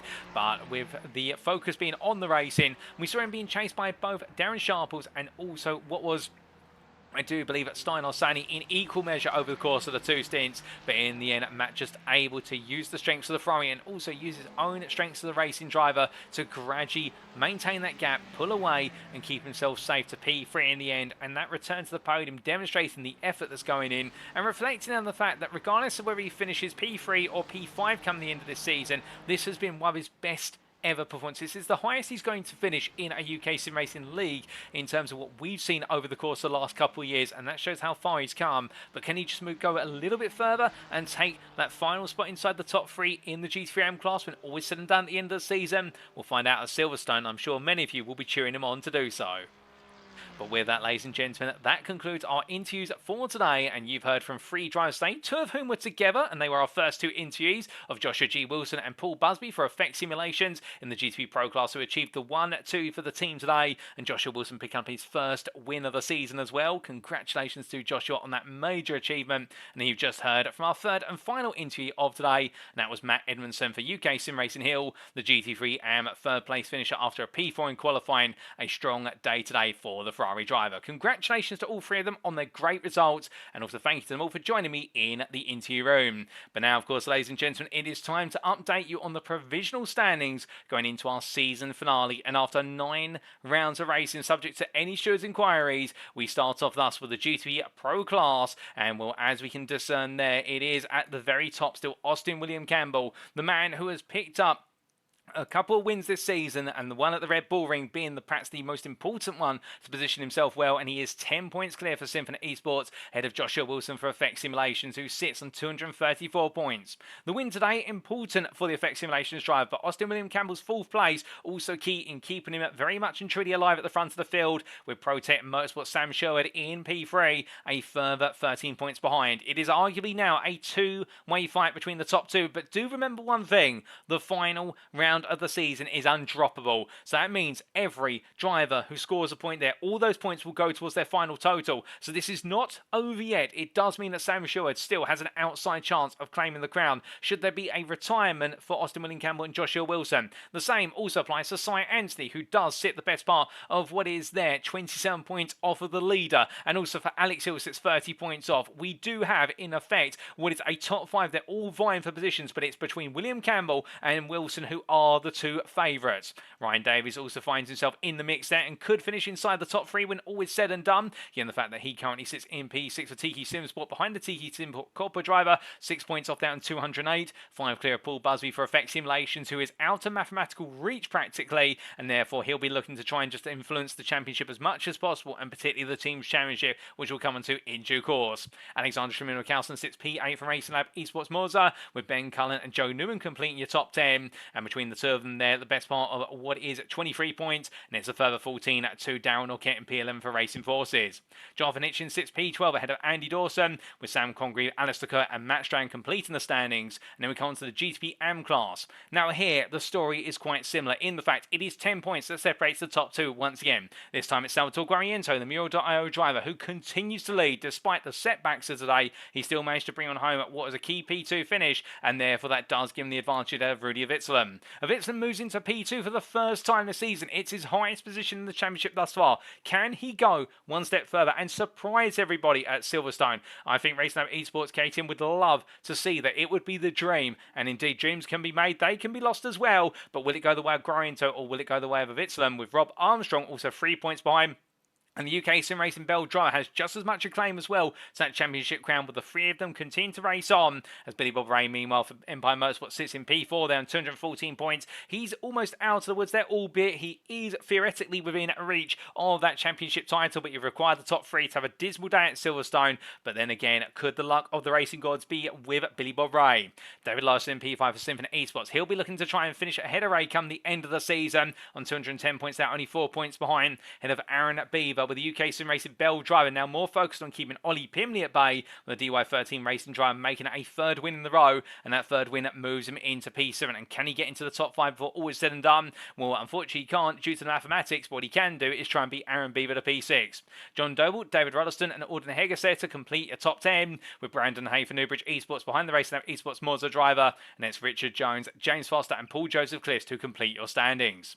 And then come on to the GT3 Pro class, and here we can see in the pros of the lower speed category, it's Haroldo Shatatas who continues to lead on 264 points to Anders Morris 232. And do keep in mind now, it does mean the over limit racing driver, all he needs to do next week is finish the race inside the top 10. He does that, he goes over the limit of the championship threshold, he takes the championship crown. But Anders Morris will be looking to do everything he can to make sure he wins, and it's all down to the luck of the gods. Meanwhile, Eric Rose have a further 3 points behind there, also within a shout, and will be looking to try and make it a 2-3 as a minimum for Racing Lab Esports behind his teammate, head of Adrian Kukulis for Short Competition Esports. And a special mention there to the fact that right now the Australian driver doing a phenomenal job to be in P4, wasn't in attendance today, But the key thing being here that right now, in fact, he was in the 10th state. Let me correct myself there. But in the fact that whilst he wasn't quite able to bring himself all the way out to the top 5, he's earned his place in P4 currently. And Heckengrestad, 3 points behind, will need to fight his way through. But if the Evening Motorsport driver can't do so, he's got the pressure. Both Peter Cox and Joshua Pratt, both 3 points behind there on 204. With Casper Brotner P8 for Old Dudes in Cars ahead of Darren Sharples, leading the fight for P8. Not quite in reach of what is the top 7. And in return, Marvin Cruz, a further 4 behind there for Old Dudes in Cars, completing the top 10. Thomas Aspel, P11 for Race Lab Esports Car X. He's on 132. 5 clear Reece Saunders with the Team Year 1 driver leading ahead of Chris Kirtland, Brian Moles and Aaron Vergawe. And then we see Kerry Kokorin at P16 ahead of Chris Constable. Equal on points, but result countback going the way of the Downforce Racing driver. And Chris Constable, unfortunate today not to be able to get a stronger result as he looked to be on course for. But that's the way it has gone for the UK Sim Racing Mansell driver. And he'll be hoping for a little bit more before all is said and done at Silverstone. And it's Daniel Pays, John Watt and Jack Taylor who complete your top 20. Outside the top 20, let's not forget about the Martin Tillin and John Maloney, who complete your standings there for Tiki Sim Sport Tire and Mowgli Racing. We then come to the GT3 AM class, and here we can see in the last of our Drivers' Championships, Mark Collocott on 276 points, the 238 Nicholas Rice. He hasn't quite done enough in order to secure the championship. Indeed, right now the delta between the two rivals does stand at what is there. If my mathematics is correct, 38 points. And with those points added between the two of them, it does mean all Collocott needs to do is finish the race. It doesn't matter where he finishes, given the fact the size of the field. But if he does finish the race, he will take the points to bring on home that championship crown. Rice, meanwhile, will need to win. And if he does so, pick up the bonus points as well. Do everything, throw everything at it. Always got the Dirty Rice Racing driver and hope that misfortune finds its way to Collocott. That's the only way Rice now can theoretically take the crown. But will it go that way? Well, we'll have to wait and see. Or will Rice have to look in his rearview mirror and keep his eyes on Steinar Sani, Mark Johnson, Matt Edmondson and James Conley? You can see there through P3 through to P6. It is only 3 points who separates the quartet of drivers who are all the best part of 11 points off of Nicholas Rice. And therefore right now that fight for third place could not be more tasty when it comes to going into our final race of the season.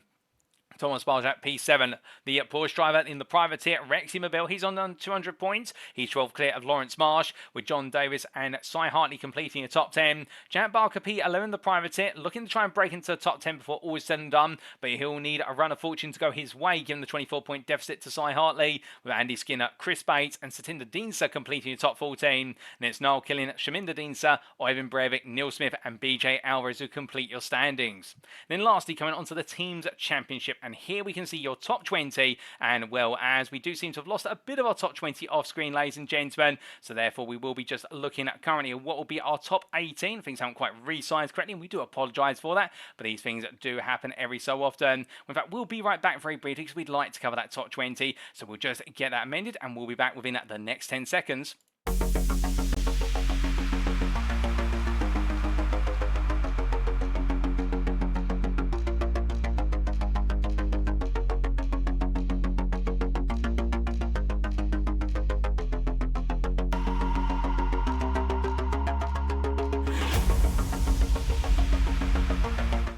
Slightly longer than 10 seconds, but we're back, ladies and gentlemen, and we couldn't go all the way to the end without showing you your top 20 team standings in their full glory. And Effect Simulations on 477 there. They lead the way by 14 points over Symphony Esports. Now, of course, the rivalry between these two teams here has stemmed the entirety of the championship, but it wouldn't be fair to also include in that lead battle Racing Lab Esports KTM a further 4 points behind. It's then 5 points to UK Sim Racing Hill and Racing Lab Esports Moser. When you boil it down, that means 5 teams are competing for the team's championship rights, and it is only a grand total of 23 points that separates them. Now, Effect Simulations are leading the way, but should they even have one driver lose out, then it could mean that things are completely reversed, and could Symphony Esports suddenly leap their way into the lead? Could Racing Lab Esports KTM take the lead for the first time this season? Could UK Sim Racing Hill do the same? Or could Racing Lab Esports Moser come as the outsider to take it? All that will be foretold at Silverstone. But outside that top 5, Tiki Sim Sport P6, they lead the rest of the field. 9 points clear of UK Sim Racing Mansell,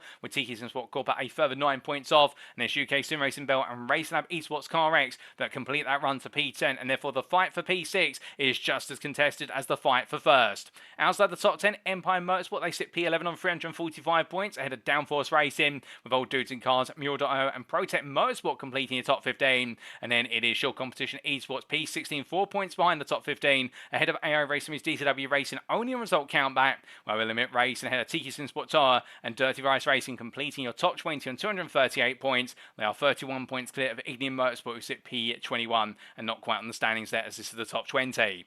But with that, ladies and gentlemen, that concludes all our standings recaps, and it is now time for us to wrap up.